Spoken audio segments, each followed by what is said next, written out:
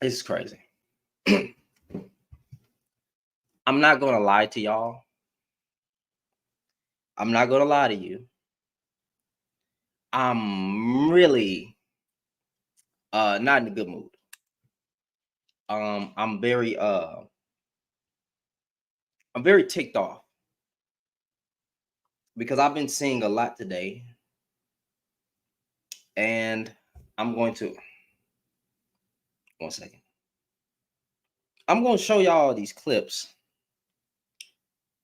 and I'm disappointed, bro, because you got people wishing death on people for who they voted for. I don't care who you voted for. I don't care if you voted for Trump. I don't care if you voted for Miss Harris, right? But I've come across videos where people are wishing death upon anyone who and you know what? You know what's sad? The most craziest one I saw was from a black woman. And I'm gonna pull it up. Don't worry about it. And I'm gonna play all the cuss words, all everything she said. If you know, if we get, you know, if this video gets demonetized, I understand, but it is what it is. But I want y'all to see this raw. I want y'all to hear and see this raw. I'm disappointed today because what kind of person are you to say if you voted a certain way that I wish death on you? I wish the worst for you. What kind of person was it? What type of insensitive person? And then somebody calling for the yeeting of Trump. You guys are evil, fam. What is wrong with y'all? The whatchamacallit, y'all wishing death on black men or black women for who they voted for is crazy. So when I'm seeing videos like that, I'm seeing people fall out with their brothers and their sisters and their family members over politics. That is not supposed to divide you, fam. I don't care who you voted for. Whoever you vote for, that's you. That's your belief. That's what you identify with. She lost. Okay, fine. We get through it. We get through it together. You're going to get through these 4 years like you got through the last 4 years. And it's upsetting me. Because it's disappointing. It's very disappointing. I cannot believe I saw what I saw. She lost. Why did you lose sleep at night? Man, what? Wait, did you vote Trump? Who you think I voted for, fam? Why would you ask me that? No, because in the background it says Trump 2024. That's the only reason why I'm Because he won. He's Trump 2024. Okay, so you voted for Kamala. Why does it matter? But yeah, if I've been defending who you think I voted for? I'm trying to prove a point that there shouldn't be any division, and who people vote for, it don't matter. Oh, it 100% does. How does that matter? If you vote for Trump, you vote for. If you voted for Trump, you're. So if you're gonna use bigotry, you got to give that smoke to the same other side. Yeah, but I don't like Democrats either, so that's not a good. So I'm trying to push a message, right? That it doesn't matter who you voted for. Oh, it does.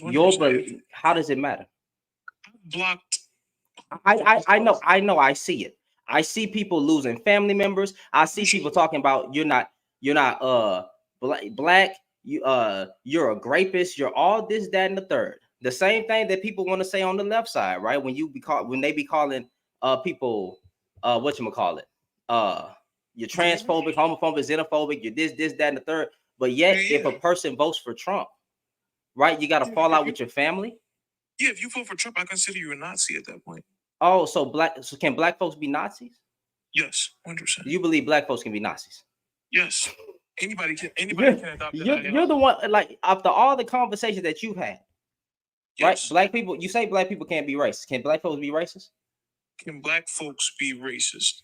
If we're talking about the technical definition, they technically can, but if we add a sociological aspect to it, an intersectional aspect, no. But that's not similar to Nazi though. Who do you think I voted for, Chad? Kamala, did you? All right then. All right then. All right, okay. I was just wondering because I saw in the background. I was like, "What the hell?" Because it is Trump 2024. Okay. Like I'm saying Trump 2024 because he won. But I'm saying black folks' reaction to it is quite disappointing because have you came across the videos where black women specifically, not black women specifically, but a lot of black women have been wishing death upon anyone who voted for? You think that's a moral thing to do? You think that's a great standard? Huh? That I wish death upon you because you voted for that? Okay, I'm gonna answer this. Go ahead. I think threatening people online, I think that's going a little too far. I wouldn't do nothing like that. I would simply block. However, personally, oh Lord, in the 1930s, 1940s, we fought a war to stop fascism. So, to be honest, I don't really think you should be associated with people who are Nazis. That's just me. So everybody that voted for Trump is a Nazi. Yes. So would you call Tyrone Magnus because he voted for Trump? I'm not bringing you into it, Tyrone. I'm just using your name. So if you come across this video, I'm just saying because he voted for Trump, a Nazi. Yes. All right. So you do know much. So majority of black men voted for Kamala, right? Yes. All right. But yet the 21% of people who voted for them, they deserve to die. I don't think I'm not saying that they deserve to die. But look at the overall reaction though. They're Uncle Toms and Coons for sure. What? They're Uncle Toms and Coons. Wait, the people who said that they should die? No, the people who voted for Trump. That's not what I'm talking about. It's not what I'm talking about. The heart behind the words in which you use and say to cause fallout with your family, right? To say that's perfectly valid. If my parents voted for Trump, I probably wouldn't talk to them. They probably would disown me. If I told my parents I voted for Trump, they probably would stop talking to me for a little bit, and that's rightfully so. Because I voted against my. When you say rights. I wish the worst on you, and if something happens to you, fuck you, you deserve to. When you say stuff like that, that is crazy. Hold on. I'm gonna clarify. I don't think they deserve police brutality or nothing like that. Well, that's what they're calling for. Yeah, and I don't agree with. Well, that's what I'm addressing. I don't believe any black person deserves any fascist violence. But that's not what the people that are saying this believe. They believe if you voted for Trump, you deserve to die. The worst should happen to you. Yeah, point blank, period. I don't agree with that. Oh, well, that's what I'm addressing because that's majority of the reaction that's coming out of people's mouth, and we're not even the reason that he won. I agree. I don't think that.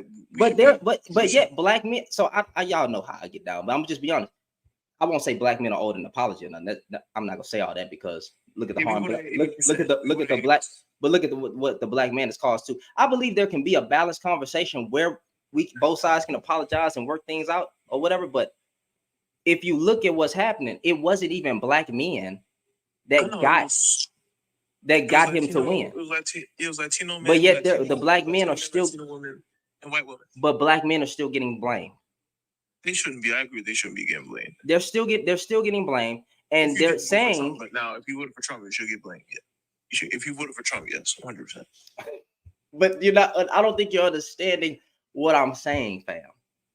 No, that is the reaction. That is the overall reaction of what is being said in these online spaces.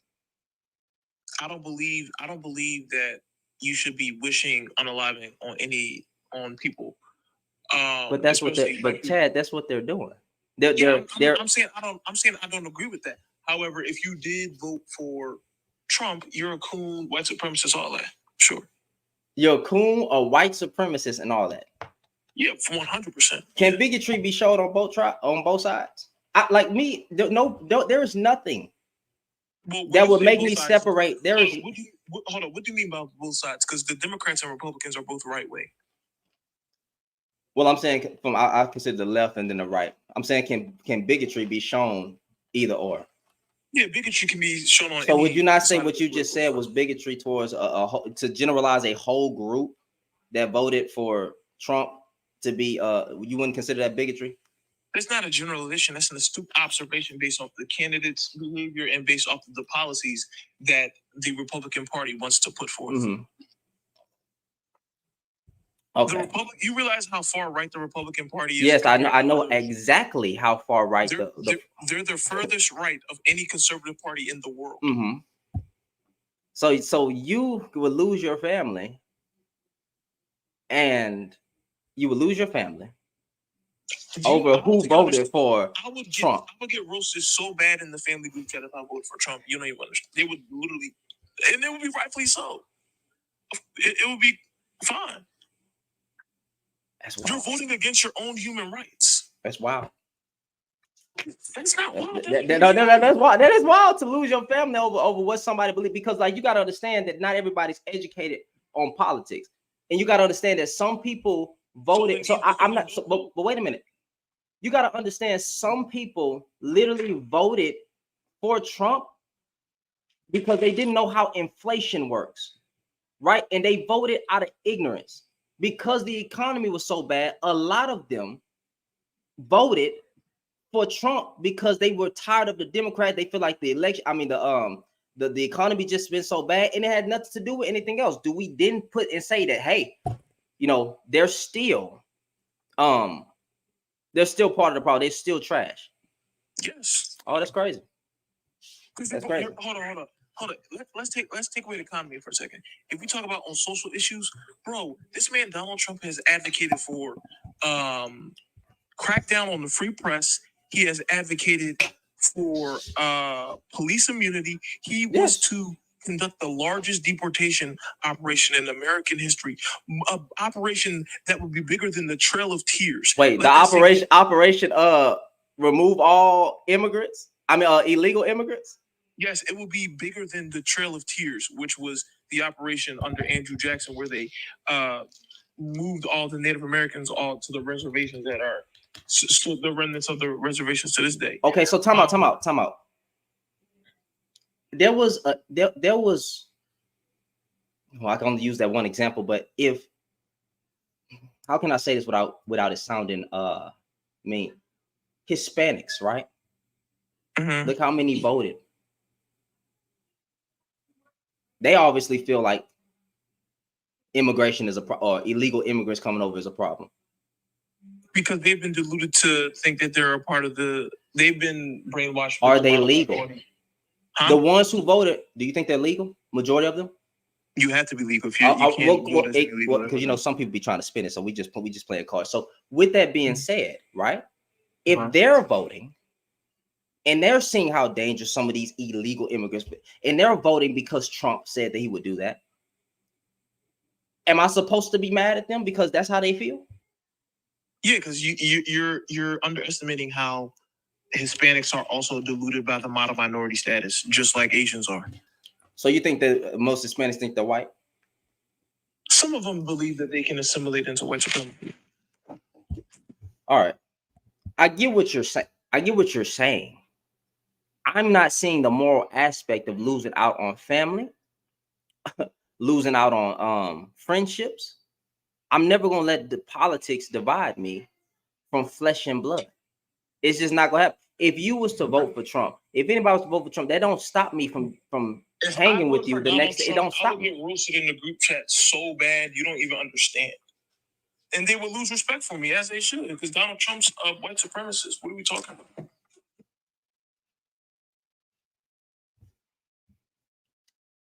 Like I said, that's wild.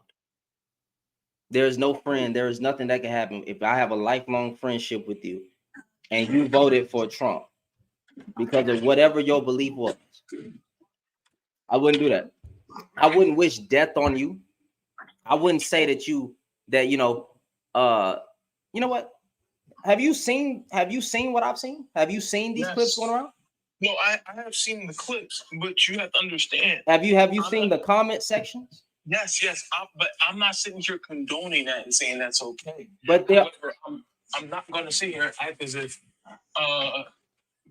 you vote for Donald Trump that you're a saint. No, you're a coon. You're a white. I'm not saying that, but a lot of people are in agreement that that's the case. That you are evil. I mean, not evil, not evil, but like yet you deserve to die. That's crazy to say that. I don't know about the whole deserve to die. What is I wish the worth on you? What is I hope you when you try to file for what was it, child support, that your baby mama don't give you what is that when you say stupid stuff like that, or when the police get you, you deserve to get you, like what is that? Because that's what they're saying, and that has been a loud voice since I've left it alone. I didn't talk about it yesterday, but I'm addressing it today because from a moral aspect, that is completely wrong. Yeah, I don't agree with that. I'm not defending that. But then what are you defending? So you thought that I was saying Trump 2024? Yeah, would that not be a valid statement, right? He won. Yeah, but you would say Trump won, because if you had Trump 2024, okay, well on the YouTube live, it does say Trump 2024, Trump won, right? But on here, I can understand what you're saying, but it's still Trump 2024. He won. Okay. I mean, like, I get what you're saying, but like, I'm addressing. My bad, Chris. I did not mean to put that right there. I'm just addressing the voices and the things that's been said, and then black men getting the blame still, when it literally is not their fault. And you know me, I call out men. I call out men all the time. But in this case, it was not their fault. Majority of black men voted for Harris, and we're talking about 23%, 23 or 21% that didn't. Mm-hmm. But then those people saying you deserve to die. Yeah, I thought we were better than those. Better than that. So here's the thing. I don't agree with that. However, if you do vote for Donald Trump, you are an evil person. That's 100%. That's 100% true. Definitely an evil person. You're a white supremacist at that point. If you vote for Donald Trump, you're basically voting for American Hitler at that point. So do you believe Project 2025 is about to come in and destroy us all as black folks? Yes, they're dead ass serious. I mean, because I saw videos of people waking up saying that they was going, well, not I ain't gonna say videos. A black woman said she could wake up a slave tomorrow, and she woke up. That's hyperbolic, obviously. But I'm just saying, it's like, do y'all believe that all this stuff is gonna happen? Like we finna be once he gets into office, it's very possible that black folks are gonna be yeeted one by one. Yeah, I wouldn't be surprised if Donald Trump packs the Supreme Court. The operation to deport all the immigrants thing, I wouldn't be surprised. And what if he does? And what if he doesn't?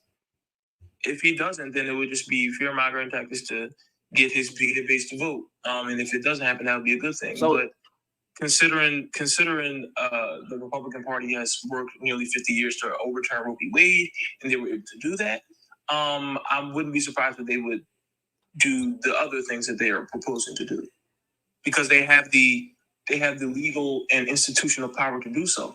They also gained a majority in the Senate and a majority in the House. So they control the president, they control the presidency, they control the Senate, and they control the House. So they have all the institutional apparatuses to put forth their fascist theocracy wet dream.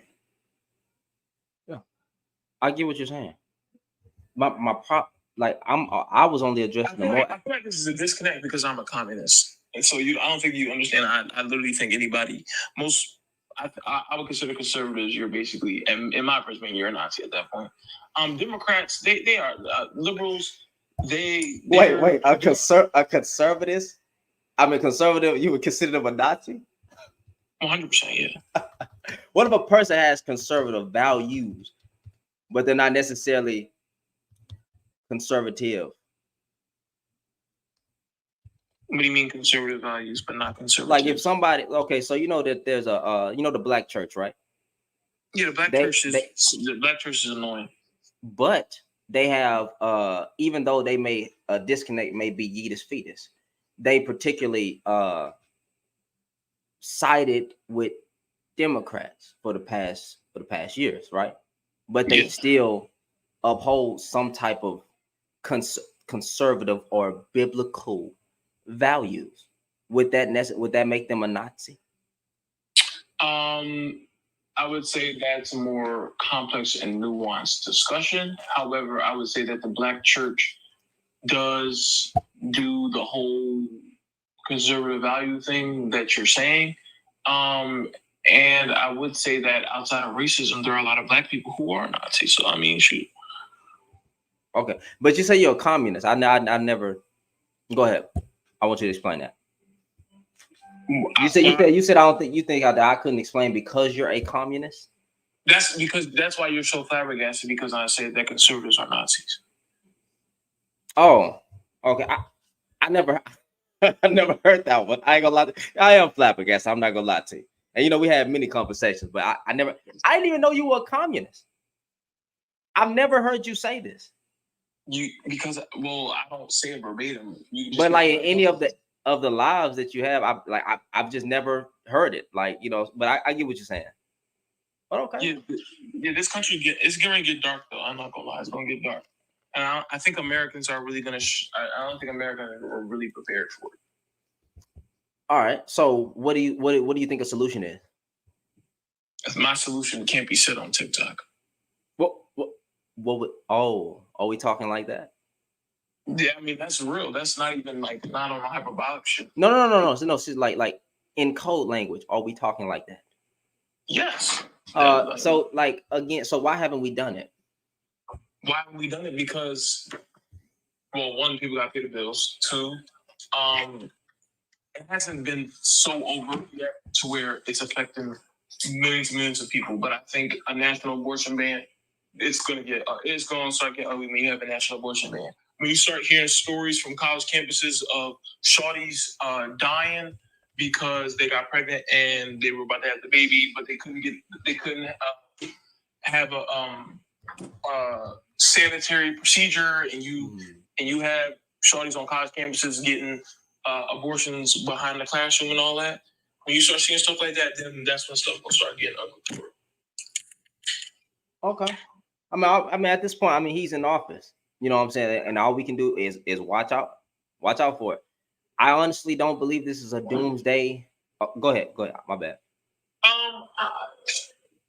can understand why I can understand from a black person's perspective why they're like, it's not doomsday because we've been through worse as a people. Mm-hmm. But I think from a generational perspective, since I'm only 23, for all the elections I've been eligible to vote, all of them have been Donald Trump elections. And Donald Trump is a fascist, and he's an effective one. And I think the Democratic Party has to look in the mirror because they don't really have an effective way to combat Fox right-wing populism, because they know that going to left-wing populism would basically be going against their own interests. So more than likely, the Democrats are going to go further and further right, and they're going to lose more and more elections because most of the voter base doesn't really vibe with the Democratic Party. Like the Republicans, even though they hate poor people and hate anybody who's not a straight white man,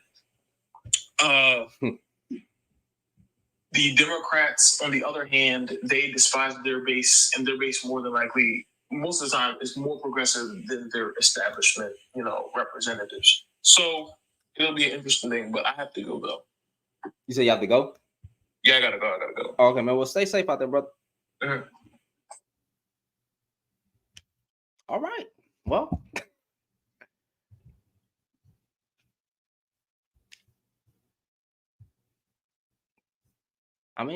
that's Chad. That's the homie, man. Like, ain't nothing wrong with Chad, y'all.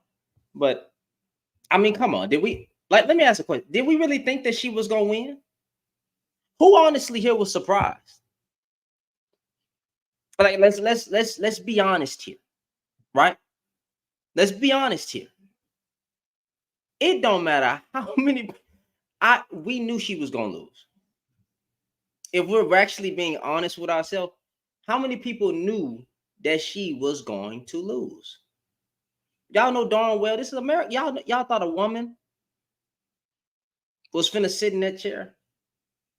This ain't the Chad, y'all. This ain't the Chad. I'm just saying, honestly, I wasn't surprised when they said, "Oh, Trump is the new president." I was not surprised. Who's surprised? No one. But I'm just saying, like, as of right now, this is what it is right now. This is your president. So,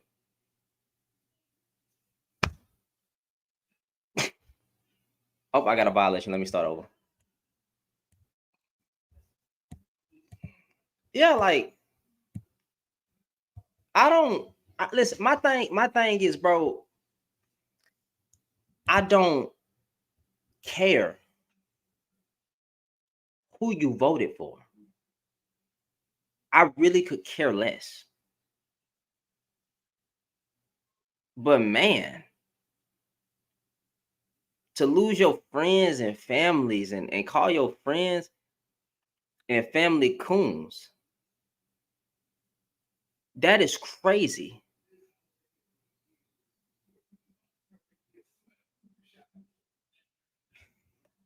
No, it don't bother me. Uh I get listen, I get you. It doesn't matter. She wasn't trying to unalive us. She didn't want to destroy the, no, I like listen. Project 2025. I have not read all 1,000 pages, but there's some stuff in there that's questionable. I just speaking about it. I don't think a lot of this stuff gonna happen. Now, I just don't. But honestly, me, my faith ain't in politics anyway. It's not.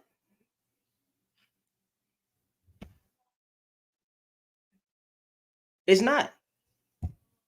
I think that, and honestly, she lost not because of her, but like, look, what did y'all think? Wishing death on somebody and calling somebody a coon and all that stuff and what you call it? What was I about to say? Basically, just the wishing death because like I said, I'm gonna play the clips, bro. Maybe if I play the clips, y'all will understand why I have such a problem with what's being said because this seems to be the mindset of a lot of people. And we're gonna get into Marcus Rogers too, because that dude gets on my nerves. He really does because he be lying.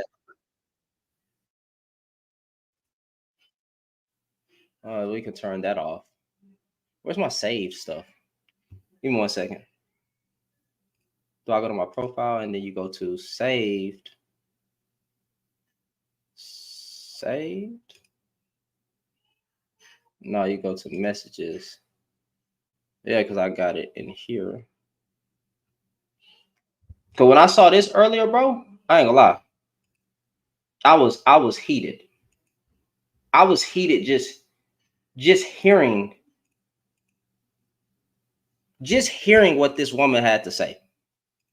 And then seeing all these freaking I'll open up TikTok in a minute.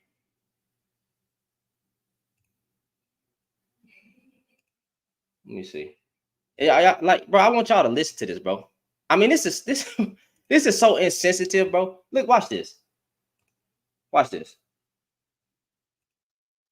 I wish the worst for all you motherfuckers' life. I wish that you continue to struggle. I hope when your baby mamas file for income tax, she don't get a good child credit break or none of that shit. I hope that you can never be a first time homeowner. You know what I'm saying? Like, I hope you can never have a successful small businessman. And I hope all of you crash and burn in the ashes. I hate you motherfuckers. And that's the truth, the whole truth. I hope all of you crash and burn into ashes. Hold on. Let me where's the one I be using? I hope all of y'all crash and burn into ashes is what she said, bro. Let's continue. Oh, Yes, it's that serious. Yes, it's that deep. If you on that side, if you on that side, stay on that side. Don't ask me for shit. And I am a person that motherfuckers ask for shit. You dig what I'm saying? So don't ask me for shit. Stay on that side. Y'all know how I stand down on what's right and what's wrong. And y'all know how I stand for black women, especially when we have a completely qualified black woman. Fuck all the misinformation you receive from your algorithm. Y'all should have went out there and read some real policies and done some real research so you can pick the proper candidate. And that's the problem. Most of y'all got y'all voting information from fucking TikTok or from fucking X. You stupid, dumbass, distracted, plugged in motherfuckers, man. Fuck all of y'all. And I know Instagram gonna flag my account, but I don't give a fuck because I don't want to see none of y'all pussy ass, airhead ass bitches and niggas anyway. I wish the worst. All right. So if it's one thing that I can be balanced on, right? If it's one thing I can be balanced on, I think a lot of people did get their information from TikTok, misinformation, whether it was coming from the left or right. There's been a lot of misinformation, mostly the right. I think it was some misinformation on the right, right? I think people are not educated on politics the way that they need to be. And I get that. But to say that you wish somebody crashes and burns because they voted for Trump is nasty work. That's a curse. That is a curse, fam. That is a curse. And if y'all don't believe in Jesus, that's fine. We can say that's fine. Now, what if that happens to you? What if something happened to your loved ones? You said it. That you know, what if it happened to you? You said that. So why should we care if you catch cancer?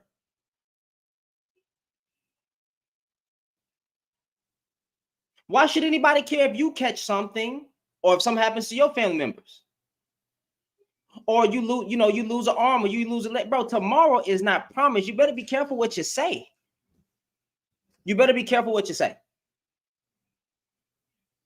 And it's not just her. It's not just her.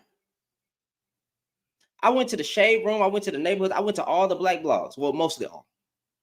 And I'm seeing a whole list of people. One, the black men being slammed. Now, y'all know me. I call out black men all the time. But today, I've only seen these type of comments from a lot of women. I've saw some men here and there, but like the if something happens to you when the cops come, it's like, what if the person that the cop get was a Democrat? If the person that the cop got was a Democrat, does he count? Or because he's a black man, throw him under the bus? People get so riled up about politics, but like this, I'm not afraid. And I think a lot of people, not y'all in my comments, are operating out this spirit of fear, bro. And to the believers that's in the comments, shame on you. Because not only that, it's a lot of people talking like this that call themselves Christians. That's my problem. You call yourself a Christian, but yet you're speaking like this. Did not God tell you to pray for your world leaders? This ain't your home. You're going to be persecuted as a Christian anyway, but you over here talking about, oh my God. You're going to, well, I can't say that word. You're going to pass away anyway. You're going to be persecuted anyway. And you worried about what's going on here? This ain't even your home. Stop. Stop.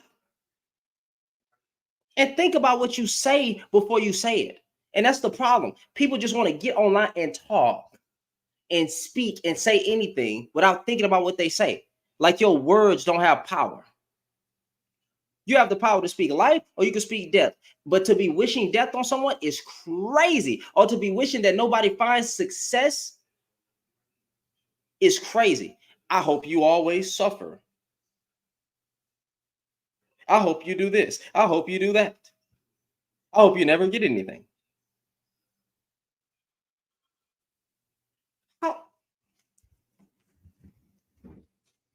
And just a whole bunch of comments.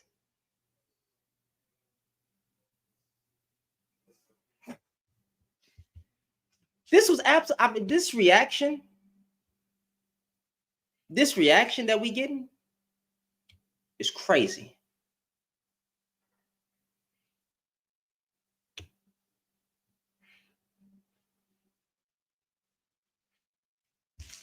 Wait, what? Trying to pass a law that would allow children to receive trans.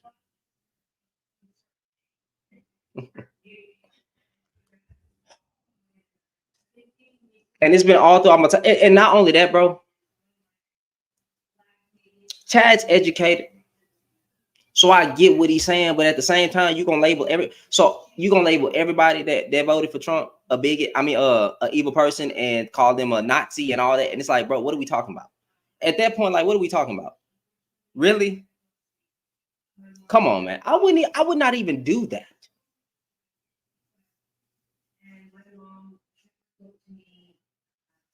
They will continue making these comments. I like that one. Sad day, bro. You know, I didn't even lose sleep. Like, this how you know you got the spirit of God, bro. When you don't lose sleep over who is running the country, or when you don't lose sleep over all that because you know that your faith is in something greater or someone greater, you don't get riled up in this. This is nonsense. There's no reason for me to get riled up about this. Now, again, I'm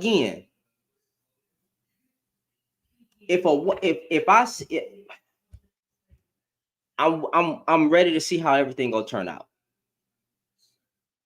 I'm gonna pray over this country. I'm gonna pray over these women. If I see something bad happen, I'm gonna call it out. If I see something bad about to happen to a child, I'm gonna cry. I'm gonna call it out.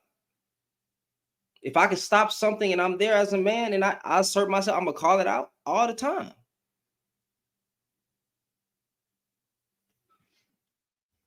But here's what I want also from black folks. This what I want from black folks. This going with these 4 years. I want black folks to give Trump the same criticism that y'all gave. I mean, that they gave Harris. If he don't deliver on what he said he was gonna do, even though he don't have a black plan. He never even stated a black plan. Kamala Harris gave people a black plan. They didn't like it. Black people wanted Miss Kamala Harris to do a lot of interviews. She does interviews. They don't like it. Everything that black folks were saying that they wanted her to do, she did. And she got smoke and criticism. And Trump did not get the same smoke and criticism that she got.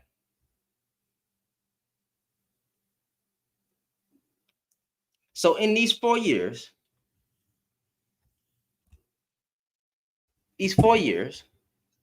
if Trump doesn't deliver, if Trump don't deliver, I want black folks to have the same smoke for Trump that they have for Miss Harris.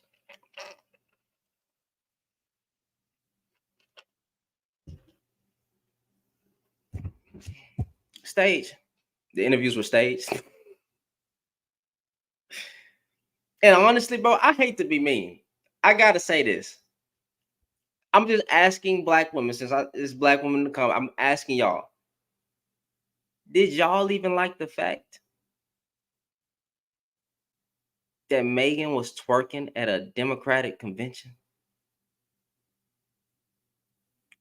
That they brought up Glorilla? I heard a lot of black women say they didn't want to be represented like that. Why they didn't bring on this woman or bring on that woman? And did they really think that was the best way to? You know what's funny? She still I don't even, why was she doing so much to talk to us? She had majority black vote. That's the funny part. She had majority black vote. Point blank, period. It was the Hispanics that she should have been trying to, based on them charts. Based on them charts, bro. They already did the data.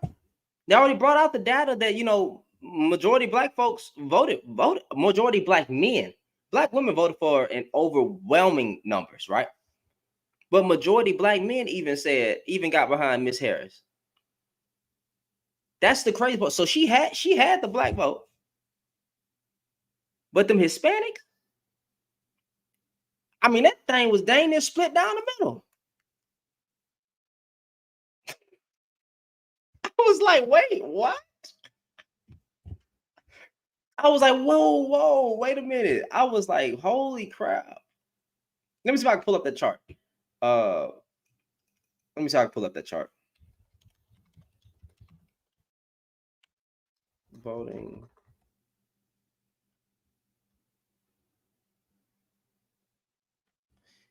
Voting, national, it's called the National Voting Exit Polls.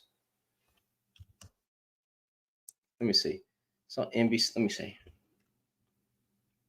Exit polls, NBC News in conjunction with a news organization conducted exit polls. Move out the way.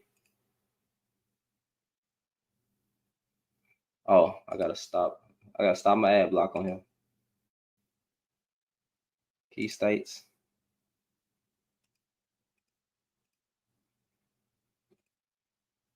Yo, let me try to share this screen. Let me share this screen. Now, if this is accurate, right? If this is accurate, let's let me make me small real quick. Hold on. Bruh.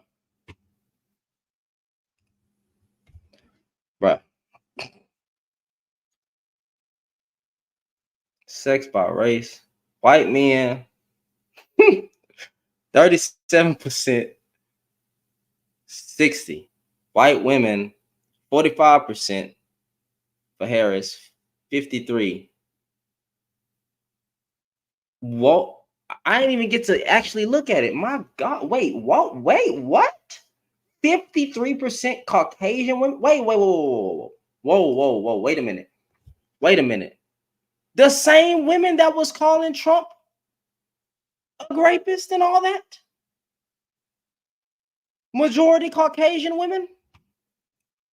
Because I went straight past this. I wasn't even paying attention to white men and white women, but I went to the black. 21% of black men voted for Trump. I'm sorry, voted for Trump, and 77% voted for Kamala.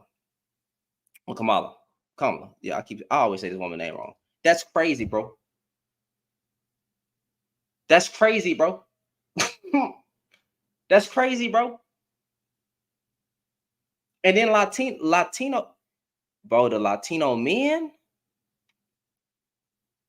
they don't need to talk to us black men. Y'all need to talk to them Latino men. They right there. Because Trump had them Latino men fired up. And Latino women got 38%. They say all other races. Okay. Let's look at the age range. 18 to 20. What is this? What does it say? Oh, okay. Let me go back. This dude had an increase. My goodness, bro. Black men over, not black men. Men ages 45 to 64, 54%.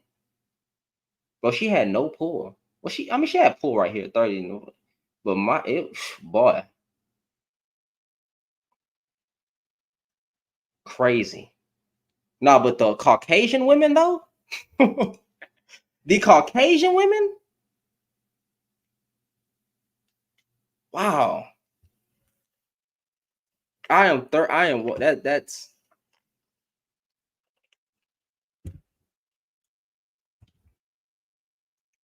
that's wild. They called him. They no. They was calling Trump a misogynist, a rapist, not a misogynist because whatever. But yeah, he's a misogynistic. But a rapist. They called him every name in the book. They called him every name in the book. He's a bigot. He's this. He's that. I'm not saying majority Caucasian women did. I'm just saying based on what you would see online because I'm basing about what a lot of Caucasian men, I mean women, came out to say about him online and stuff like that. It seems like that they were in cahoots with Donald Trump. I mean, they were in cahoots with Kamala, but actually, turns out Caucasian women were going for that Trump. Yes.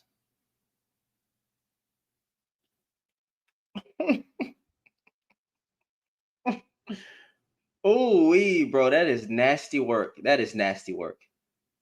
That's nasty work, fam. That's nasty work.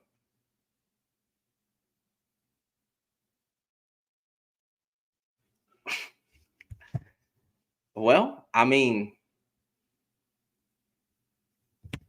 I don't know what to tell you. I don't know what to tell you, but as of right now, like I said, well, not right now. He's the new president, right?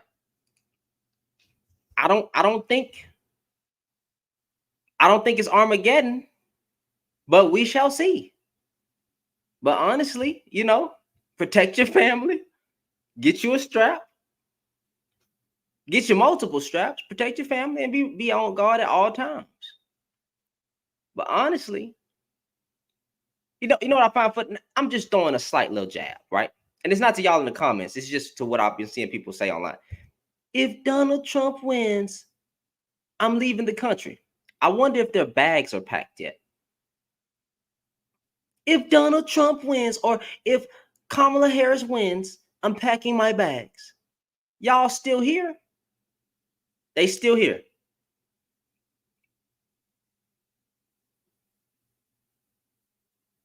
They still here. I don't believe majority of the people. Like we've how many times we got to see this, knowing God dang well that they not going nowhere. I saw it on Facebook. I saw it on Instagram. I saw certain celebrities saying the same thing. They're not going anywhere. Don't man, people be lying, bro. Put your money where your mouth is. Like, I'm not trying to be mean, but shut up and do it. Latinos abandon the black community. Why we all no, Kelly. The problem is we always want to be inclusive of every other race except our own. They're not black. But yet it's black folks who want to be, oh, we got to represent this group and we got to be the voice. What you mean, China? What happened?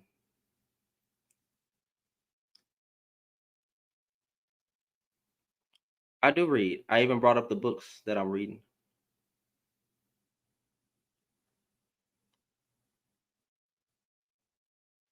Okay.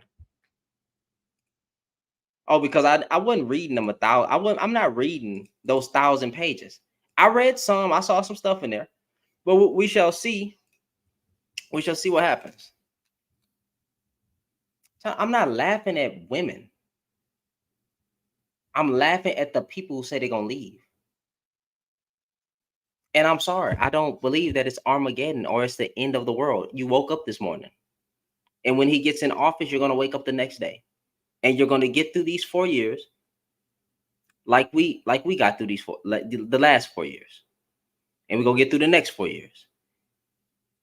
Honestly, get your money and get out. Wait, Cece, I wasn't getting mad. I answered the question. Cece said she could tell that I don't read, but yet I read books. Kelly, you said send the link. Let me pin it. Did I send it in here? I thought I did. Let me start it. Oh.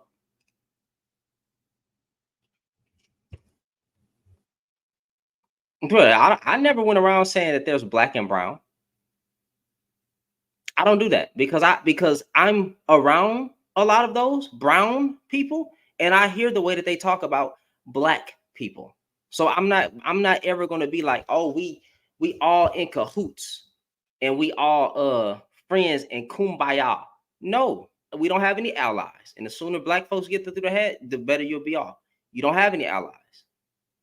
Point blank period. But honestly, get y'all money and get out. That's why that's what we should do. Save up your money and get out. Dude finna run this like a business. Well, America is a business, technically. But just, you'll be all right. I promise you're gonna be all right. I promise you're gonna be all right. Well, I ain't gonna make that promise like that, but like, yeah, I'm pretty sure you're gonna be all right. We're gonna be all right.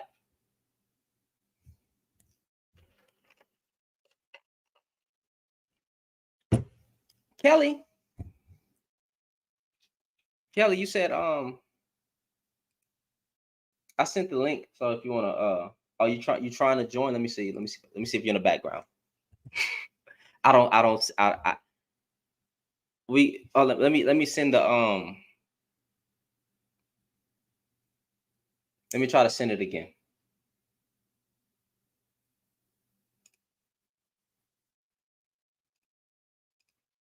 China, I hope so. All I can do is do my best and hopefully I can get us out of here.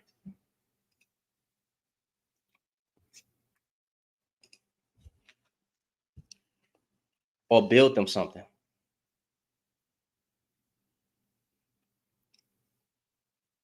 But we'll see.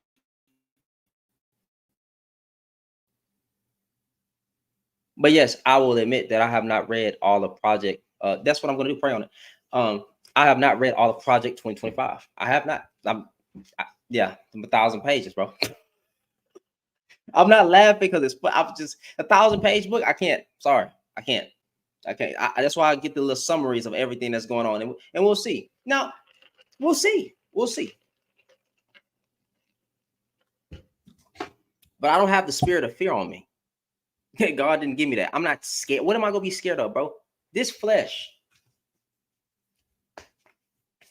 It dies. That's what happens when you're in Christ. You don't have a fear of dying because you know this is not your home. You don't put your trust and faith in politics. You don't get all worried and uppy buddy and lose friends and family over politics when you have a king that's on the throne who ain't blindsided by this. So why would I be scared of what's to come when the Bible says it's going to get worse anyway?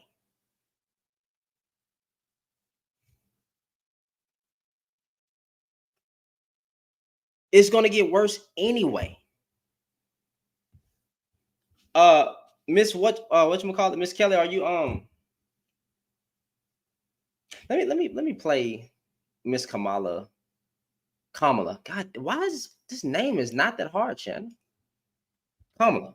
Goodness gracious. Let's see what Tyrone Magnus had to say.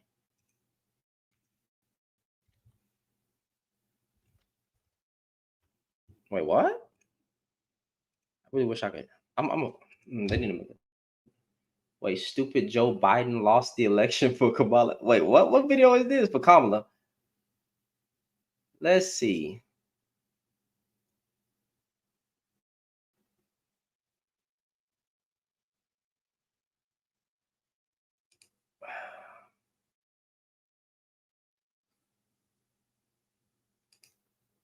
Let's see. Oh, you can't just present Just kidding. Cause there's a lot of videos that I didn't get to watch today. I guess I could add some commentary on. Let me see. Good luck. I'm out. Read. Okay, China. You know what? China, how about this? I'm gonna do a live session just for us. We're gonna call it the Project 2025 breakdown. And we're gonna read it together on the live stream. We're gonna read certain parts all together over here. And we're gonna read it all together. Would you like me to do that?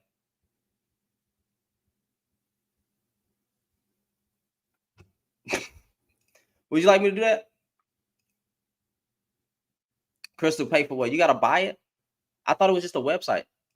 Project 2025. I thought it was just a website that I clicked on. Let me see.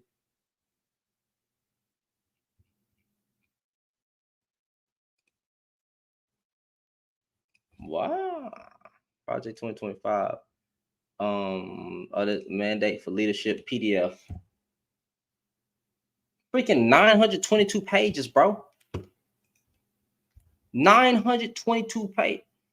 It's lawyers on YouTube that will read it for you. All right, then we're gonna cover it. We're gonna play it on YouTube, right? Like on a weekend or something. And not a weekend, but like y'all know I'm off. What's today? Wednesday? We can start. Do y'all say that?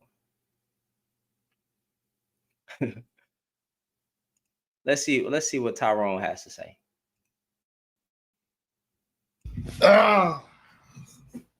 Are you ready? I am.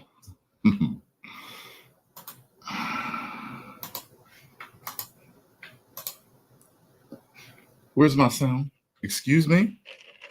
Where's my sound?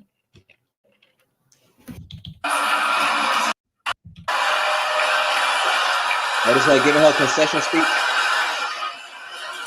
Trump. Good night, Trump. China. Trump. Hold on. Trump. Hold on. I think Kelly was able to get in here. Hold on. Let me put this in the background real quick. Oh. Remove that. Side by side. Turn off the mic. Can't unmute guests because they chose to mute themselves. You gotta, how you doing, first of all, and then you gotta unmute yourself. It won't let me do it. Hi, Shannon. How are you? I'm doing good. How you doing? I'm doing good. So I made a couple statements in your chat and you responded. And I think one of them I might have said that Latinos abandoned the Black community. Yes, and ma'am. that's how you responded. Mm-hmm. Now, I'm not being like, I guess I want to clarify that statement. Okay. Okay, so like we know that there was recently a little scandal about Puerto Ricans, and he has said plenty of things about Hispanics. Donald Trump has said things about Hispanics in the past. And as you've shown, the Latino male especially, many of them, enough of them, despite those type of scandals or however they think, they chose to vote for Donald Trump. And you are correct when you said that Black people don't have any allies. I don't think any particular person has any allies, really. You also said that Black people are very they're very inclusive of other people. You know, like let's say there's a person that's white and they're really good at dancing. Black people, African Americans want to say, well, typically make like, little jokes like, oh, you Black. If you do anything that's if a person that's not Black does something very well that is associated with Black people, Black Americans love this and they want to include them. And And I would say that I never understood why they do this, but it's just something that they like to do. Um, I don't understand why people are so upset because the thing is, let's say that Kamala Harris would have won, half of the country would have been angry. So you have to know that when election time comes, that half the people in the country are going to be angry. They're not going to be happy. Like everyone doesn't have the same point of view. We all know this. So why would you expect like Kamala Harris could have won, then the Trump supporters would have been angry. We already seen what some people did in 2020. So just like you, I'm seeing different videos on YouTube and you showed some videos of black women very upset, but I don't understand why they're so upset. Donald Trump has already been the president for 4 years and we're still alive. We already know the kind of rhetoric that he does and how he carries himself. We've already been through this. I don't see like what is the big deal. Like some people are acting like as if their life is going to end because Donald Trump became president. But what about the other people who really didn't want Kamala Harris either? So like if Kamala Harris would have won, the black women or whoever voted for Kamala Harris, would they have given two shits about the Donald Trump supporters? No, they wouldn't have. So like just like in when 2028 comes, there's going to be another election. We don't know who's going to be running then. But someone's got to lose. They both weren't going to win. So I don't understand like what is the big deal? And that video that you showed with the woman saying that she hopes that people like that what all the stuff that she was saying, that's crazy. Like you could definitely tell that she was deeply hurt. And you are correct by showing that 53% of white women voted for Trump. And if you take the time later, maybe you could pull up in 2016 that white women also voted more for Trump than they did for Hillary in 2016 also. So that's two elections with two women running for president, and white women voted more for a man than a woman. So Really? I don't remember. I have to see that. So in 2016, majority Caucasian women voted for. they voted for Trump Oh, overall. okay. Yeah, I'm gonna have to find that chart. Let's see. Gender.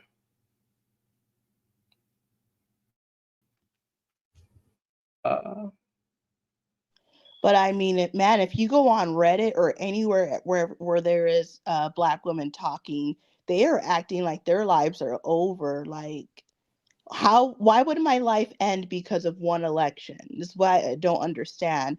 Like, what is Trump gonna do when he gets in office for 4 years that's gonna make my life like mm, significantly different than the past 4 years? Like there's things that happen in the past 4 years that I don't like. Some things I won't mention because they probably be kind of controversial, but um I don't agree with everything that happened under a Biden presidency. And like I don't know, would it be okay to talk about kind of like a LGBT issue or uh, in what regards? well, okay, say for example, so probably half the people watching are probably not going to agree with me, maybe even more. Okay, so under a Biden Harris administration, I would say that if I was a person that was a part of that group, I would feel that they kind of did they have done the most for my group. So I would say like there's like a lot of talk about, I mean, I'm sure you notice there's a lot of talk in the last 4 or 5 years about trans rights. Mm-hmm. So I do not believe that anybody could become another gender than the one that they were born. That's me. Some other people might believe that. That's fine. I think that people are entitled to whatever beliefs that they have. But I personally I don't want somebody who is really a man, that's my opinion, I do not want them in women's spaces. And to me, I would find it like, I wouldn't understand why a woman would want somebody that, I don't understand why any woman would want a man in their space. Like, I wouldn't, like, there's a reason why men and women are separated to begin with, like for bathrooms and, changing rooms, dressing rooms. There's already a reason for this.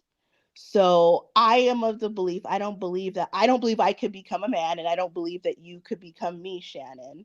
So Mhm. what I'm saying is, for me personally, I'm offended anytime that anyone is actually um saying that a man is a woman. I'm okay if someone says, oh, trans woman or trans man, that I know that it's not, like, I guess you could say, in my opinion, I would say that I know that it's not really a woman.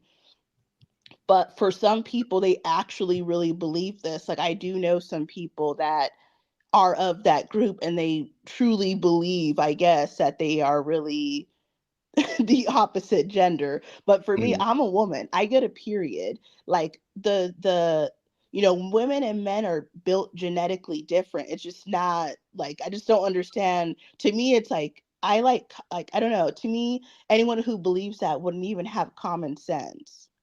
Like, even for the most part, the weakest, shortest man is still stronger than almost every woman. We have different, like, men and women have different, I'm sure you know this, but for the viewers who maybe they don't know, men and women have different, like, uh what am I trying to say? Like, we just have different capabilities, like in strength. And it's not fair. Like, to me, I don't think that it's fair that a man or a trans woman could even compete against a biological woman in sports and then win. Like, how there was that swimmer who was, like, winning all these races. Like, that is ridiculous. And if there's any woman out there who actually think that that is okay, like, so they're so mad about, like, let's say for example, like, abortion would be obviously an issue that women are going to care about, more than a man, because there's women that might might have put themselves in a situation where they don't want the child for whatever the reason is, Mm. right? So, okay, I lost my train of thought, sorry. I You just good? don't understand how a woman who has gotten pregnant, who's ever had a period, that understands and knows that women and men have different biological differences, how they could think that it's okay for these people to be in the restroom with you, with kids that are probably in there, competing against you, and anything that requires endurance, speed, strength. Like, they're going to win because they're not really a woman. So, so my point by bringing that up was just that, so Biden and Kamala were in the White House for 4 years. I'm sure that for people that are a part of that group, they love the fact that they have been in there because they've done things for that group. But what I'm saying is, so they were in for the last 4 years. My life survived, even though the Democratic Party has been doing things for trans rights, okay, right? But I don't agree with that, and I'm still alive right now. So I don't understand why Black women in particular are losing their minds that Donald Trump won. You're still going to live. Like, think about, like, what all of us that are over the age of, like, okay, if you're 19 plus, so when you were a kid, you never thought about politics because you were a kid. So you survived all of those elections when you were a kid because you never thought about politics. Your life was consumed by watching TV, playing with your friends, playing with toys, going to school. So so there were presidents that people hated every 4 years, and we were kids and we didn't think about politics, and we survived all of those elections. So why is this particular election, because Donald Trump won, like, my life is over now? I don't understand. Were our lives over when he beat Hillary Clinton? We're still alive. So it's just kind of, like, stupid to me. I don't know. I think that based on Donald Trump's character and the fact that he incited a insurrection and just his horrible statements that he has made. And then people keep talking about this Project 2025. I guess that has particularly Black people in an uproar because of that. That's the only information that I can go off by now. So I have to read Project 2025 to see what the whole commotion is. Now I know he's bringing back what's it called with the police, qualified immunity, right? We have seen how the police treat Black folks. Now, I'm not saying majority of Black folks are getting beat on the streets. Not what I'm saying, because that would be disingenuous. But we have just seen how the police treat Black folks, whether they're Caucasian or Caucasian counterparts. So I guess that just have, he said, absolute qualified immunity. Yeah, absolute qualified immunity. I guess that just has people in a uproar. But me, I don't think, I'm still just not thinking that it's the end of the world. I don't know if, actually I do know. This ain't the end all be all. Point blank period. And as far as the LGBTQ community, I get what they're saying, if I'm being honest, where there's a difference between sex and gender. But at the same, like a long time ago, it really wasn't. If you were born with this, you were a man. If you were born with this, you were a woman. There was no difference between sex and gender.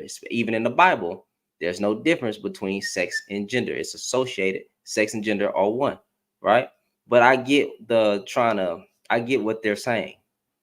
If I'm being honest, I don't agree with it either. I don't think no man should compete in women's sports. I don't think no woman should compete in men's sports. I don't think women should go in the man's bathroom and men should go in the woman's bathroom. But because, judging by the definitions of what they are, there is a difference between sex and gender. Gender is a social construct. Sex would be the tools that you are born with. So that's why. That's why, man. That's just the honest truth, because of those words and how they're used. Because there's a difference between sex and gender. That is how it's being applied today. Well, so for me, regardless of how you just broke it down, I'm not going to say that I disagreed, but to me it does not matter.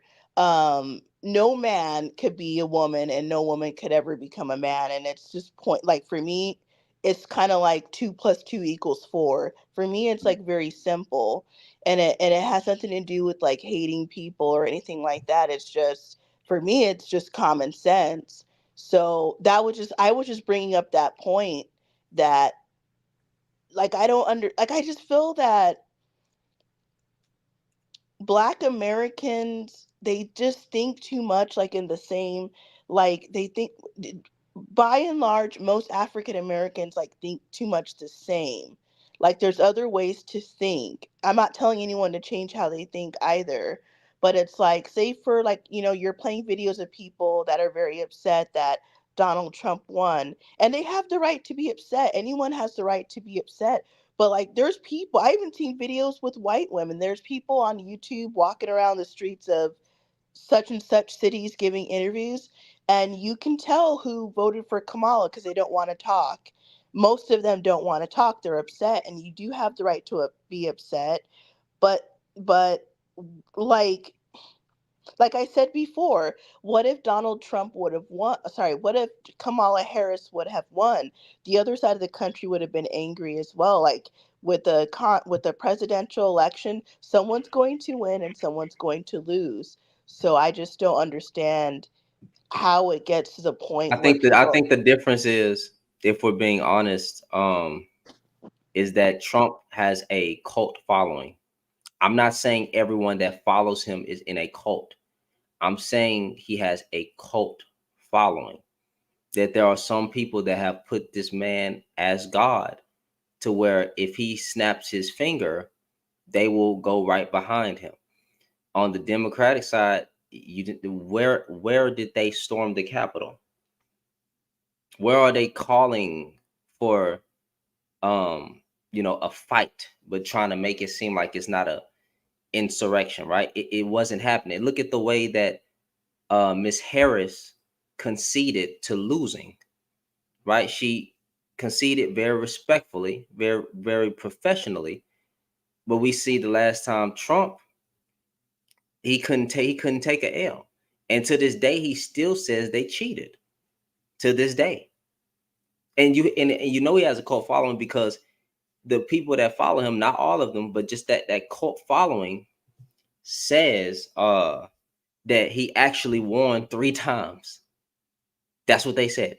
They're saying it right now. He never lost. They rigged the election. It was all a game. It was all fake. They turned in all these fake ballots. There's no way Biden won. And it's like, no, I think during that time, Trump shot himself in the foot by saying a whole bunch of dumb stuff, doing a whole bunch of dumb things, and that's why he lost. Trump only loses to him. Trump honestly lost to himself during that time when he was, going against Biden.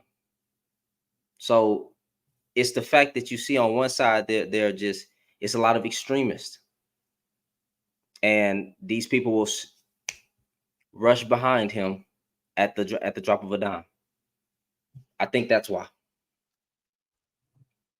But go ahead. Okay, I can agree with that. I definitely do see that where I live. I don't know about where you live, but where I live there is I don't want to use the word a lot, but I will say that there is definitely people, or I would say men, there is definitely white men in the last 4 or 5 years up until now that they do. It does remind. I talked with my cousin about this.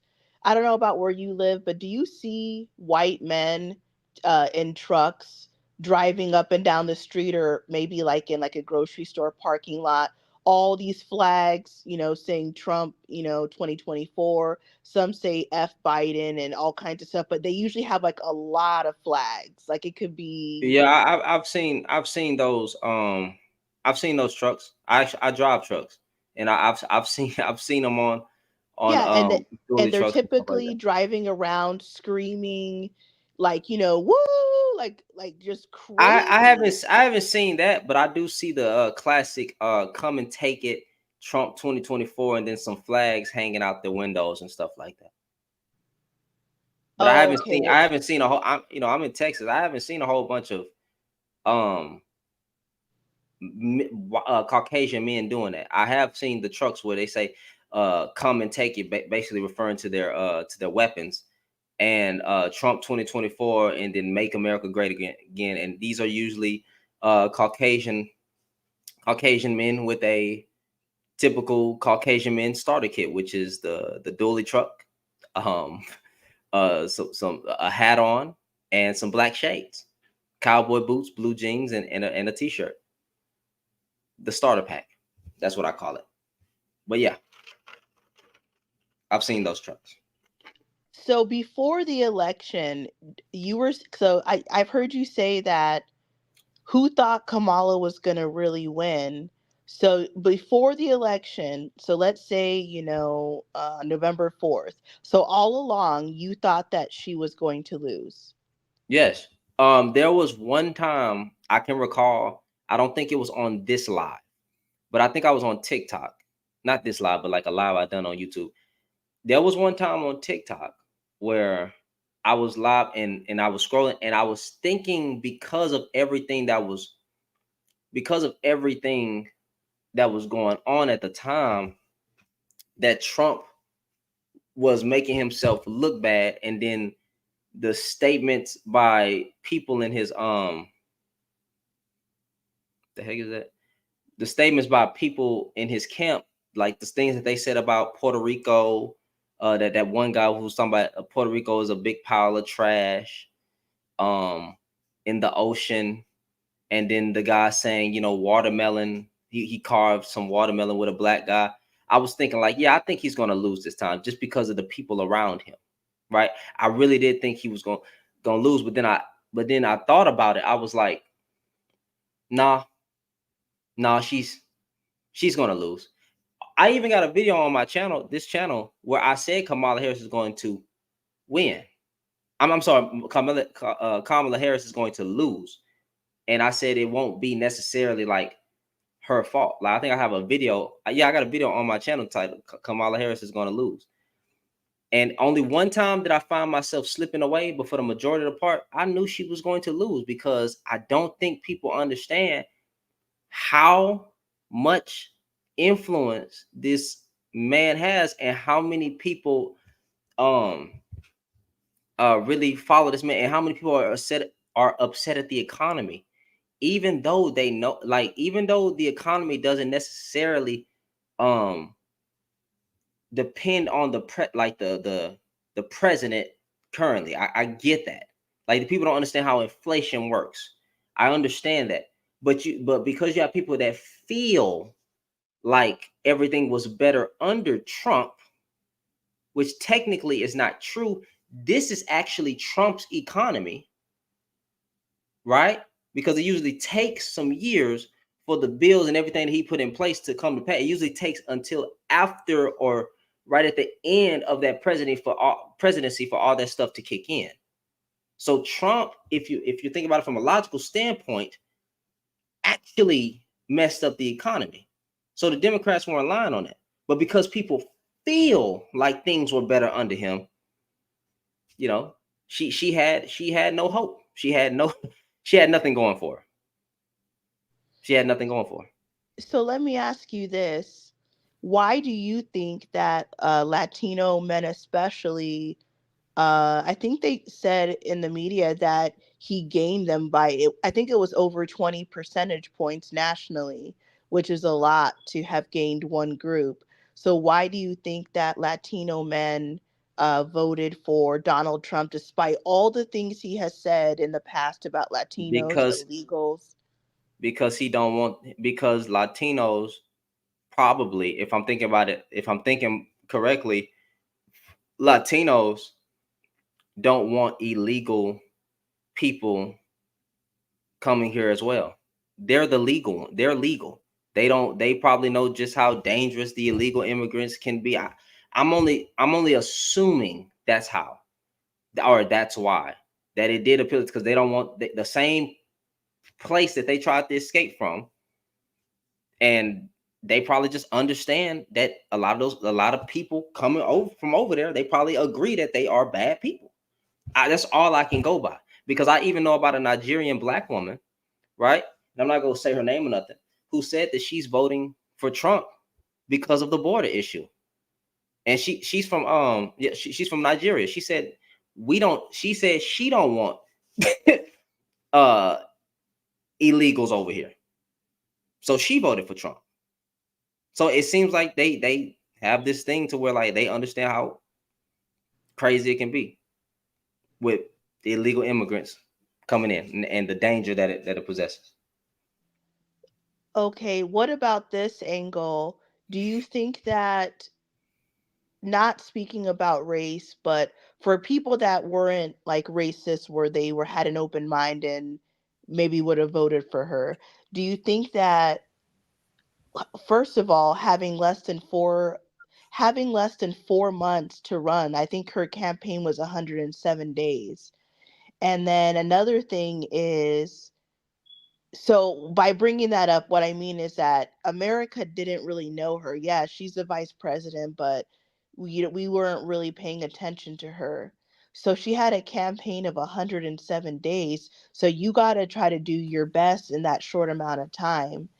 And then another thing I Well, wanted to say, do you think that she made a mistake running her campaign heavily on abortion?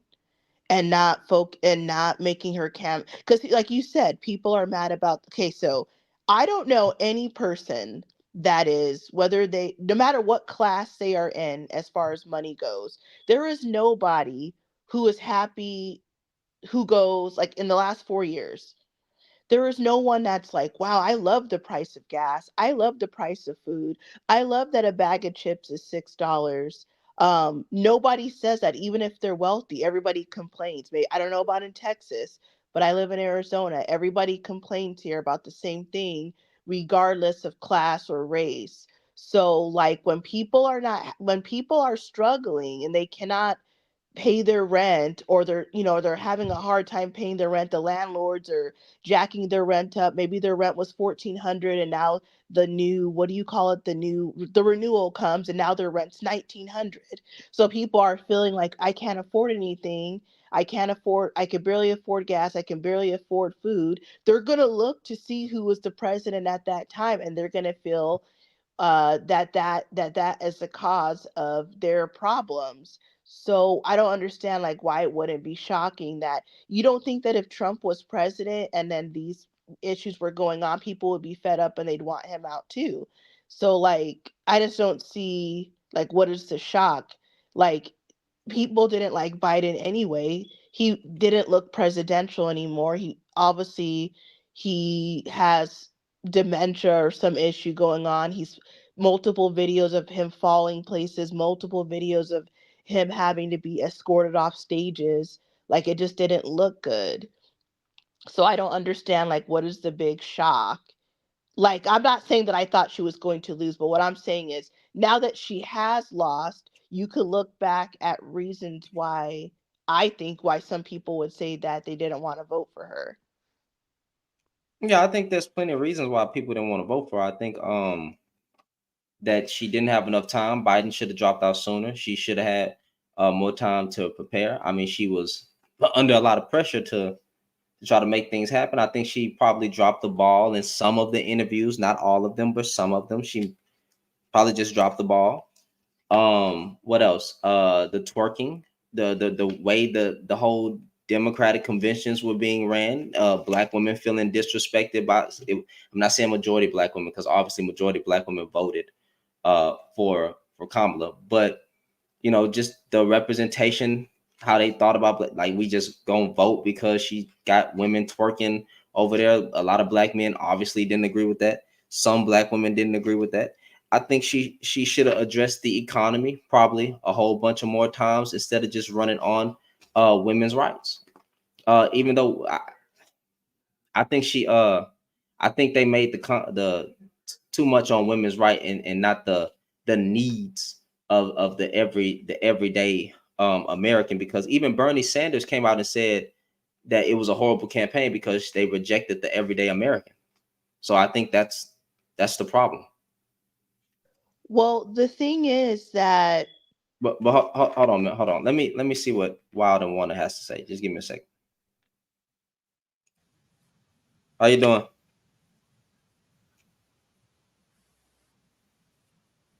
Hello? Yes, Yes, how you doing? I'm good. Yes, ma'am. You want to speak to me? I did, but I'm getting this crazy feedback, and I'm not sure if I'm being heard very clearly. Well, we can hear you. Okay, great. Yeah.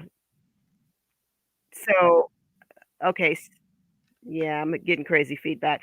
But yeah, I did. What I wanted to say was, I typed in the comments that um that the interviews were staged, and you kind of chuckled at that. So I just wanted to like give some clarification to what I was saying. I chuckle because I was saying like they could have been, they could have not been. But I was just making a joke like they could be, they could have not been. I Um I, huh? I said I see. I understand. Yeah, Um, it wasn't that necessarily I was knocking it. I mean, she was running on 107 days, or like she was running on like what, 2 months? I mean, not 2 months, but like she didn't have a lot of time, and obviously there were demands that came from black people, like, what's your black agenda? right?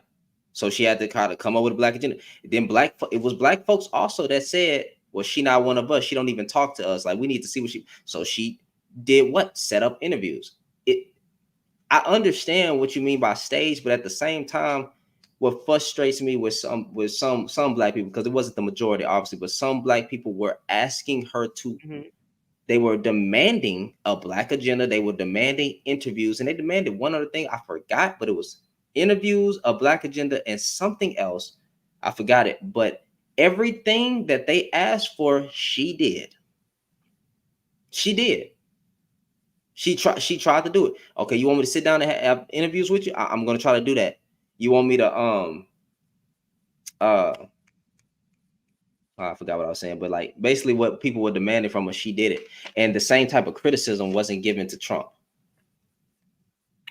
Right. Well, I don't know from my perspective. You broke up. What you say? Yeah, I was saying it's the double feedback that is an issue for me. But I hear what you're saying, but I think most folks kind of know that with Trump, they know what to expect, and the the issue for I think from my perspective,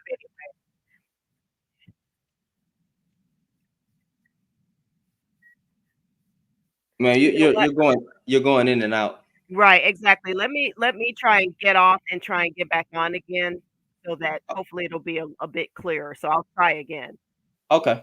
All All right.